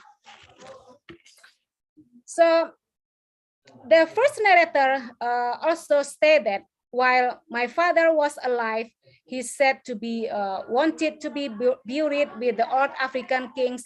And when I had pressed him, he said his ashes belong near the Great Pyramid of Khufu. Indeed, there is a different question here around ancestry, belonging, and a question of home. So this can be seen by the way the father refers to the king of Egypt as the old African kings, to highlight how the king of Tut can be claimed by the Black and African community. And by requesting his daughter scattering his ashes near the burial grounds of the old African kings, the character highlights how the legacy of the pyramid is also this often seen as only Egyptian and associated less with Africa as a whole. And I also use the way of this title, Muhammad Ali. So this is significant. The name Muhammad Ali represent both Muslim and African Americans. And as such, this text combines these two marginal groups to remind the reader of how they have struggled to seek social justice. This is parallel in interesting ways in the narrator's father own conversation to Islam for personal reason. When he marries his wife, who is Egyptian, we might also recall how the author's own parents met at the Foreman and Ali fight. Muhammad Ali, as we know, that formerly Cassius Clay, was a prominent Muslim convert. And moreover, the author asserts the example of transcultural memory by connecting the history of African American and Egyptian Americans to question US hegemonic memory. In doing so, the story reveals around the mystery of a photograph from which the short story derives its title. Her father initially contends that there exists an image of him, his daughter, and Muhammad Ali taken in Kinshasa. When the narrator returns from Egypt, however, she and her father's friend Astor find the photo or the image, but instead of Muhammad Ali, her mother is the third person in the picture.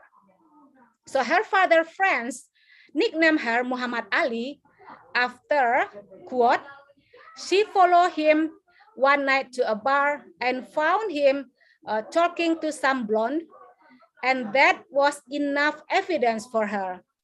She slapped him, punched him right in the nose, and broke it, end quote, end quote.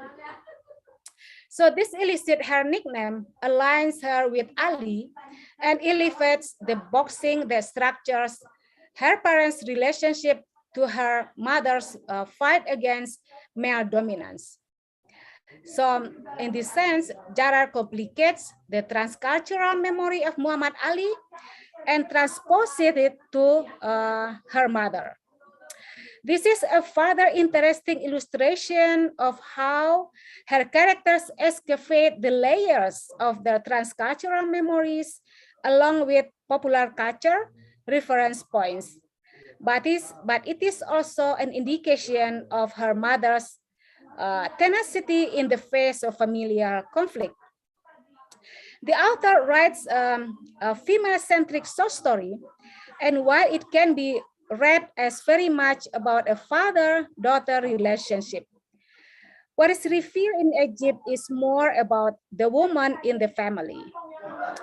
In that sense, there is a legacy of this woman carried forward by the protagonist and her cousin, which runs counter a sermon her grandfathers hears in the mosque, how the men of Jahiliyah would mourn the birth of a daughter and bury them alive. Her life and that of her mother mark an important counter-narrative to patriarchal society. Thus, this story reveals a transcultural memory of female characters in fighting against the patriarchal society. And moreover, the author not only illuminates transcultural memory with European colonialism, but also links it with issue of racism by depicting her protagonist's father marrying outside the African American community.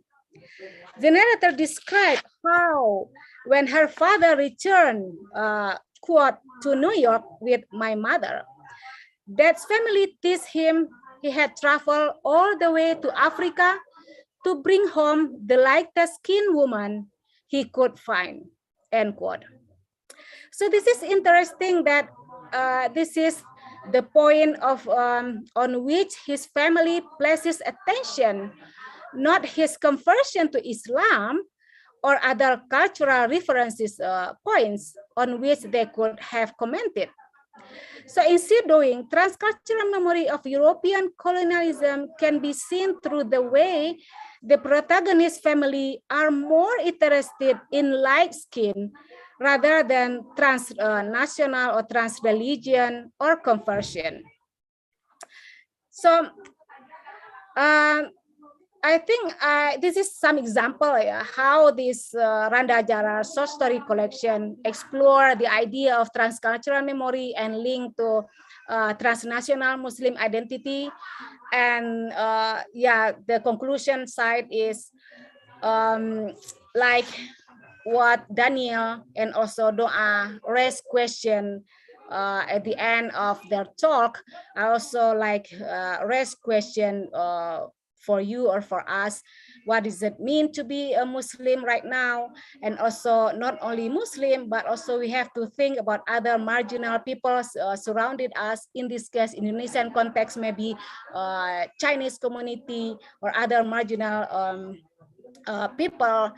And in order to promote our sense of humanities, in order to understand other people which who are different from our cultural and religious background. I think that's all, and I hope more question and answer we can discuss after this. Thank you so much. Assalamualaikum warahmatullahi wabarakatuh.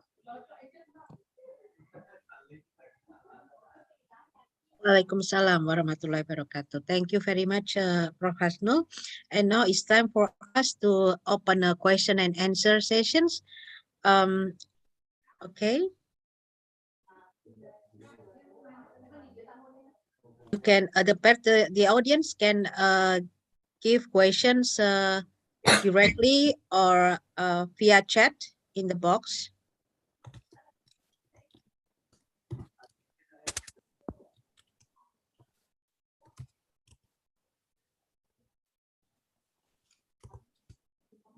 There is a questions from Pak Arif Rahman also from Gajah Mada University.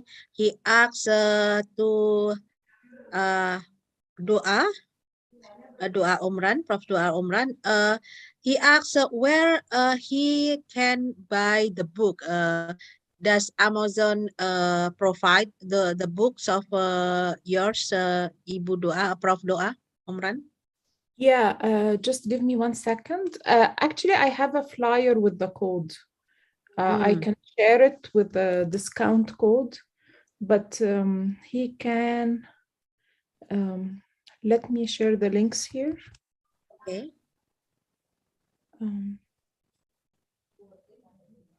And you know, there is something, if I can share with the rest of the contributors about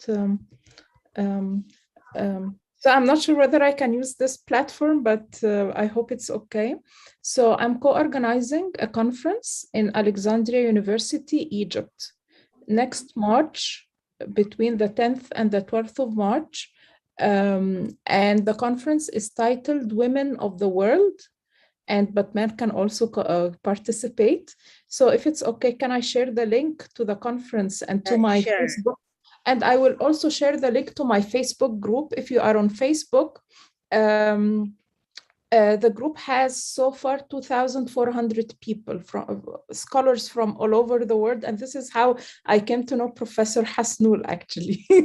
I mean, actually, I'm going to be professor soon, inshallah, but not yet. Inshallah. For your dua. Amin. Inshallah. My name is Dua and I do dua for you. Inshallah. You'll be soon. Yeah. Okay, thank you. There is a chat here, questions in the chat box. To Professor Doa Omran, do you think this is from Ibu Rosmah Tami from UIN Alauddin? To Professor Doa, do you think Muslim women is more powerful than other women? You said that they are not subaltern, where the power is from. And from Sajuddin from Gujarat, India. To Prof. Doa, this is just a comment. Comparator can be compensated with an Urdu word dalal. Okay. Yeah, we have actually the same word in Arabic too, dalal, which is meaning someone like who promotes something, right? Dr. Shapirban. So we do have like word dalal in Arabic too. I cannot, and for the question, I cannot really say whether they are more powerful, but what I can say is that they are powerful, right?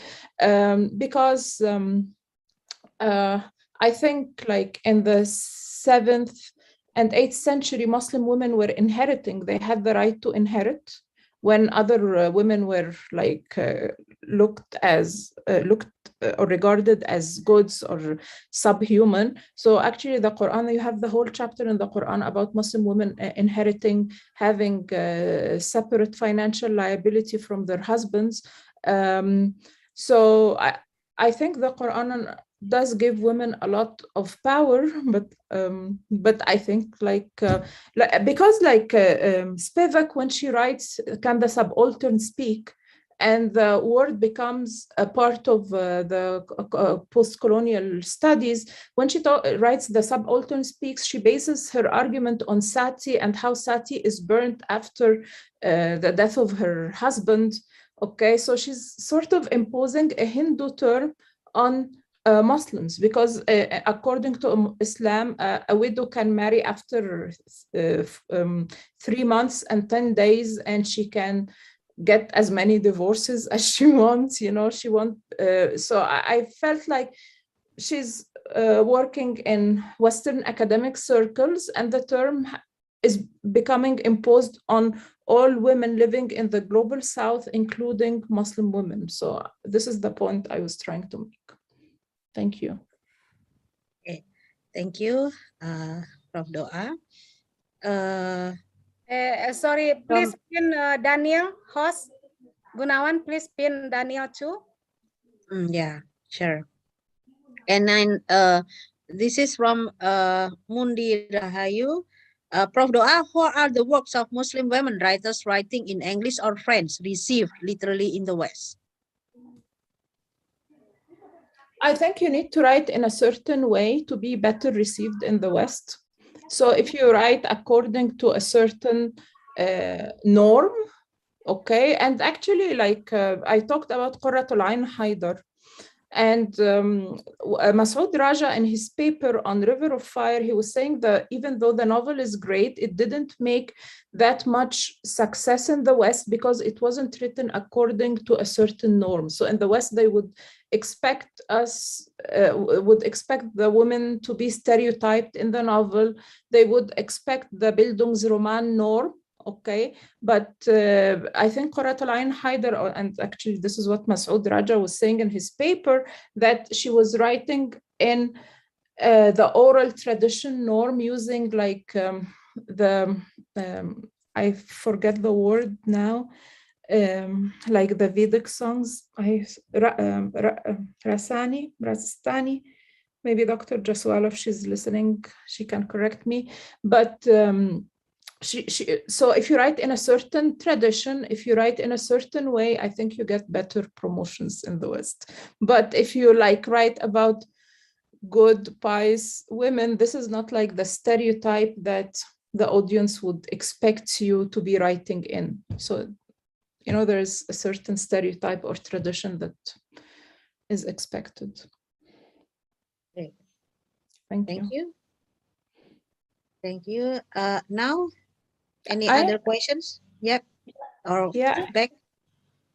I was going to build on what you were saying. Yes, sure, Daniel. Yes, to answer the question that that you've just answered, but also to build on it, it's lots of things like sort of like insider memoirs, like Hershey Ali, are very popular with Western audiences. So you find that kind of insider memoir that purports to sort of reveal things to an audience, as opposed to the authors that we're talking about, like Layla Lalami, like the authors that you were just talking about, that Randa Jarar as well, Moja Kaf, Layla Abdulela. There's so many examples, Ladan Osman, so many examples of women that are doing women writers that are doing other kinds of things in their work, in their poetry and their novels, that sort of upend the expectations of Western audiences who expect something like Hershey Ali's Insider Memoirs. And I do think that maybe they aren't as popular, but maybe their voices are growing in Western marketplaces amongst different kinds of audiences. Okay. Thank you, Daniel, for the feedback. And Hasnul, Prof. Hasnul, do you have any comments about the other question, all questions to Prof. Doa? You have Yeah, I read the Insider, but for me, the Insider is kind of, yeah, familiar in Western scholars, but I'm just wondering, maybe through Daniel, maybe you can promote more of these Arab American writers and literary texts in order to question or challenge the dominant narrative, which maybe kind of represent Muslim women in a balanced way. Yeah, I think that's all, because Daniels and also Doa, a scholar in US, so I hope more promote this kind of that we are talking today, this Muslim American or British Muslim authors. yeah, okay, thank you. Any other questions or comments from the audience, ladies and gentlemen? Yeah, actually, I had a question for Danielle. Okay. So, yeah, about refugees, do you think they are somehow, how, like the other, like you have talked about 3 works where the writers are refugees or writing about refugees, right? But what about the reception? Again, I'll ask you the same question. The reception of refugees in the US. How do you think, like, American people or here in the US, how are these refugees stories received from the other side, you know, like if we look at it both ways? I think that one of the ways in which US audiences expect refugees to tell their stories is that they should be stories about the suffering that they've undergone and the gratitude they have to be sort of delivered into the United States in its abundance. And I think that what these genres of refugee stories are doing differently is they're refusing to do that. They're refusing to just narrate pain to demonstrate that they sort of deserve asylum or refugee status. Instead, they are doing something very different, which is showing the ways in which US government and foreign policy are complicit or cause their displacement in the first place. They are demonstrating the ways that neoliberalism, capitalism, neo-imperialism force them to move from, displace them, force them to be in exile, right? So they don't demonstrate that gratitude. Instead, they reveal the way the US is either complicit or explicitly creates harm and conflict, like Afghanistan and Iraq and Palestine, right? So I think they're doing that's something very different and really making those claims. And then I also think that they're doing something different by refusing to claim innocence or suffering or narrate their pain. Instead, they're saying they're demanding human rights just by virtue of being human.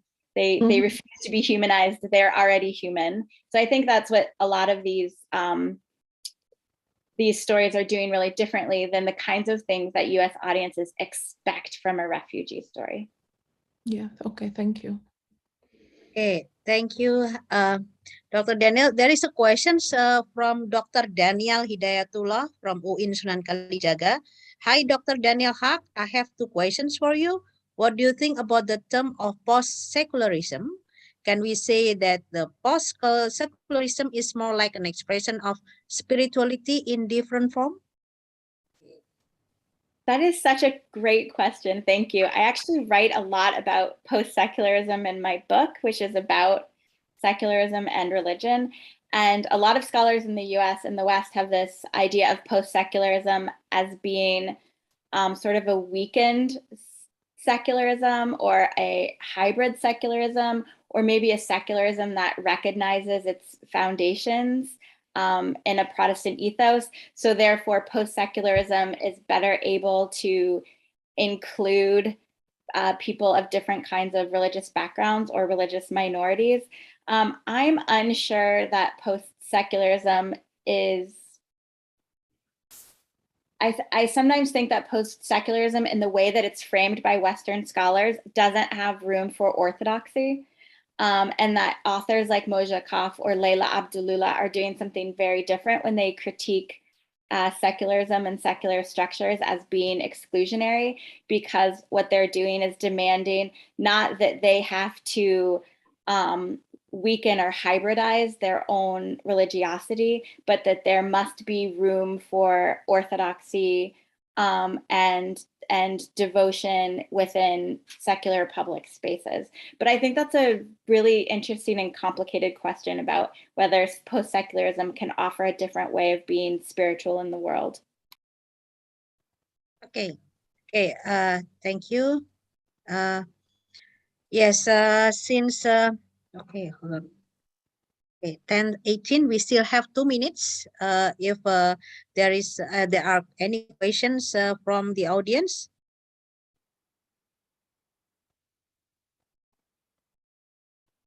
Okay, I think we have no feedback and questions anymore.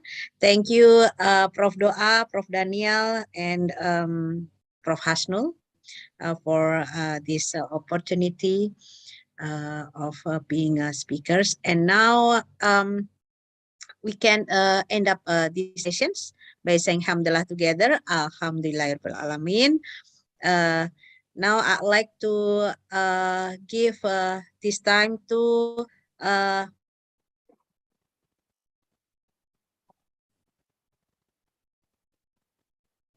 Maybe taking pictures together. oh, sure. That Sure, would be sure. awesome. Yes. Smile.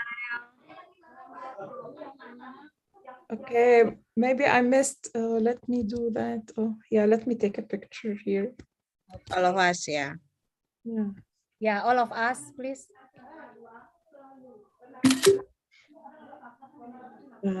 Let me share it here. Yeah, sure.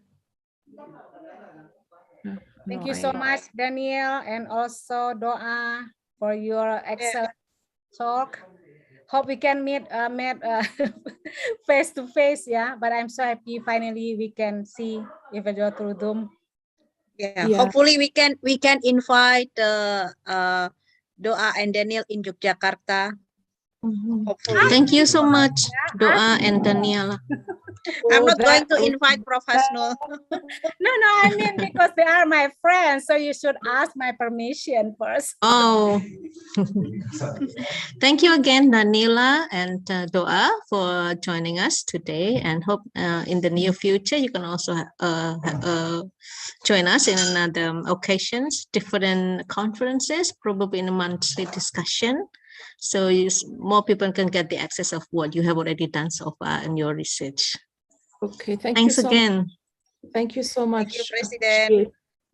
Thank you. Thank Okay. you so much for having me and for inviting me. This has been amazing. Thank you. It's a great honor. Thank you. Pak Akbar, time is yours to lead to another activity or sessions.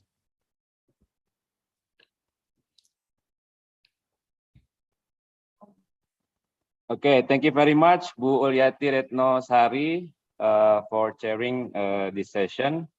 Dear colleagues, let me once again thank for our fantastic speakers for giving their time and insight today. And I hope all of you watching enjoy the conference. Next session, we will begin at 10:30, yeah, Western part of Indonesia time. For your information, Western part of Indonesia time is 7 hours ahead of Greenwich Mean Time. So please adjust your time. And then for the participant, just to make sure joining the session, we will have two sub-plenary. Sub-plenary A, literature. will be chaired by Dr. Sajauddin Nijamuddin.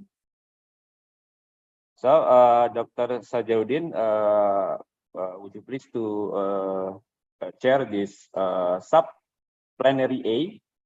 And second one is sub-plenary B, linguistics. This session will be chaired by Bu Alfi Syahriani. So, Bu Alfi, get ready to chair this session. And for the presenter participant, join the session through the breakout room. So make sure you joining a breakout room. Okay, enjoy the conference. Assalamualaikum warahmatullahi wabarakatuh. See you. Bye bye.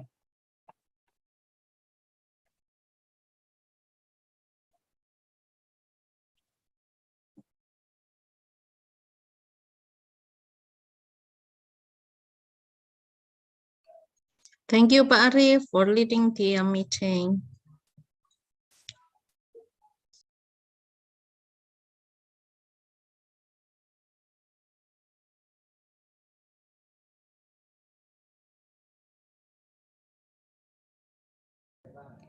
So I think for next is everyone should be ready to choose breaking room A or breaking room B. Breaking room A focusing on literature. The speaker is Dr. Rosma Tami and Dr. Asia from Surakarta. And for breaking room B focusing on linguistics, the invited speakers is Prof. Zuliati Rahmah and Dr. Alfian. So after the host breaking this our main room, so you can choose. You're gonna choose room A, literature, or room B, linguistics. Yeah, please do so. You are free to choose. And then we will back here later at 1 p.m. This is our first plenary where the keynote speaker is Professor Peter Morey from Birmingham University and also Prof. Mahbub from Sydney University. So I hope after this, after 1 hour of the breaking room A and B, you're gonna come back after a break for 1 hour at 1 p.m. We're gonna have together here the main room to listen to our plenary speakers, Prof. Morey and Prof. Mahbub at 1 p.m. until 3 p.m. And then after that, about 3:15, we're gonna have panels. It's about 7 or 8 panels here, and also there are also 7 breaking room later, so you can check our program. I hope host, can you share the program on the chat box so everyone can choose later after the plenary of our session, the panel or the breaking room from 1 to 7 panels that they're gonna choose. Yeah, you can check our program on the chat box.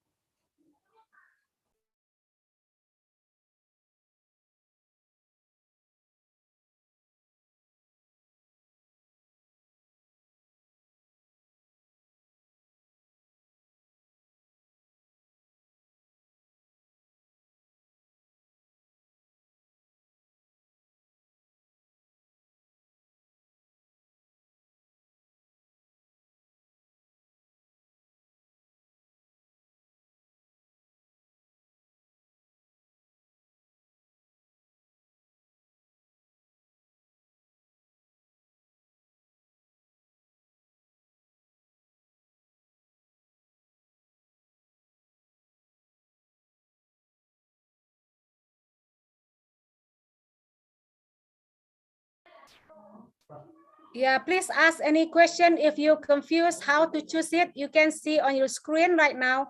You can scroll down and join either supplementary A literature Supplementary B linguistic. So you choose, you can click join either literature or linguistic. So we have 2 breaking rooms now. You can scroll down and you can click join if you prefer literature or linguistic. I can see there are some people still not joined here. You can ask question directly to us how to do so, or you just scroll down your screen. You can see that joining room on your screen and you click join literature or linguistics. Or any question, please feel free to ask us.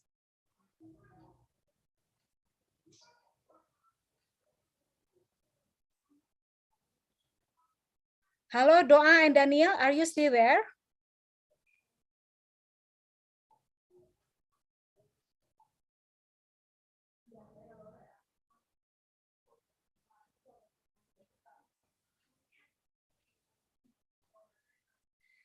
Ini from Nadine ya.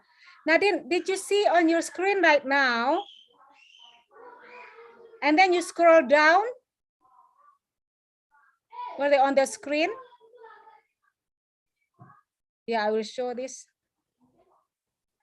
Coba Nadine, can you speak up? What is the problem there? Nadia or Nadine? Nadia, ma'am. Okay, I found it. Yeah, so you just scroll down on the screen. Breakout rooms. Breakout rooms. Yeah, you choose breakout room. Okay. A, literature, or B. So there are 2 breaking rooms now. A, literature, B, linguistics. Okay, thank you, ma'am, for the information. What about others? Do you have some difficulties to join the room? What about you, Doa and Daniel? Are you still there, or this too late for you and then ready to bed?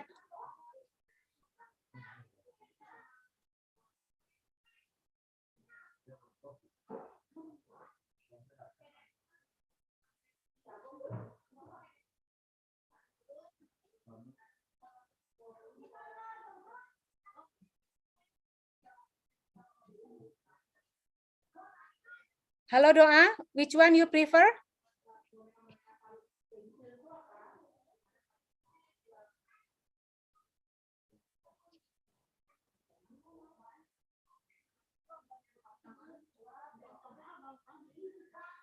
Or please ask us question if you still confused.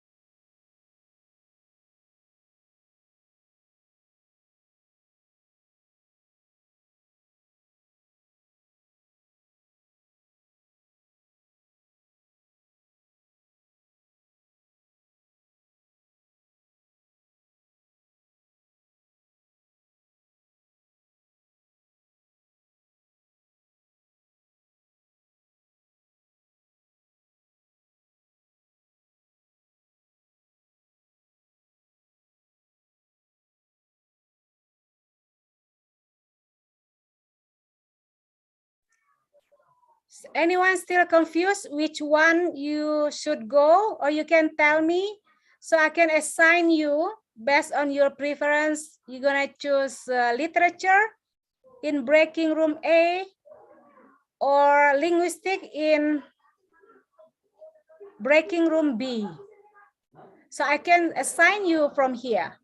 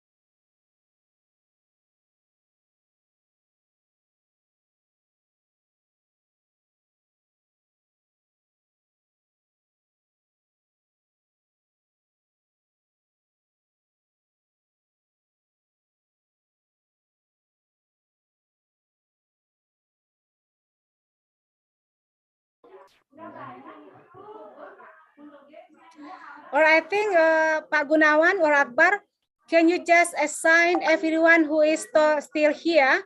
Can you just assign them either to literature or linguistics so they can decide later? Maybe they, I don't know, where are they? Yes, yeah. So just assign them maybe half to literature and half to linguistics so they can decide it later. So we can start our breaking room A and B soon.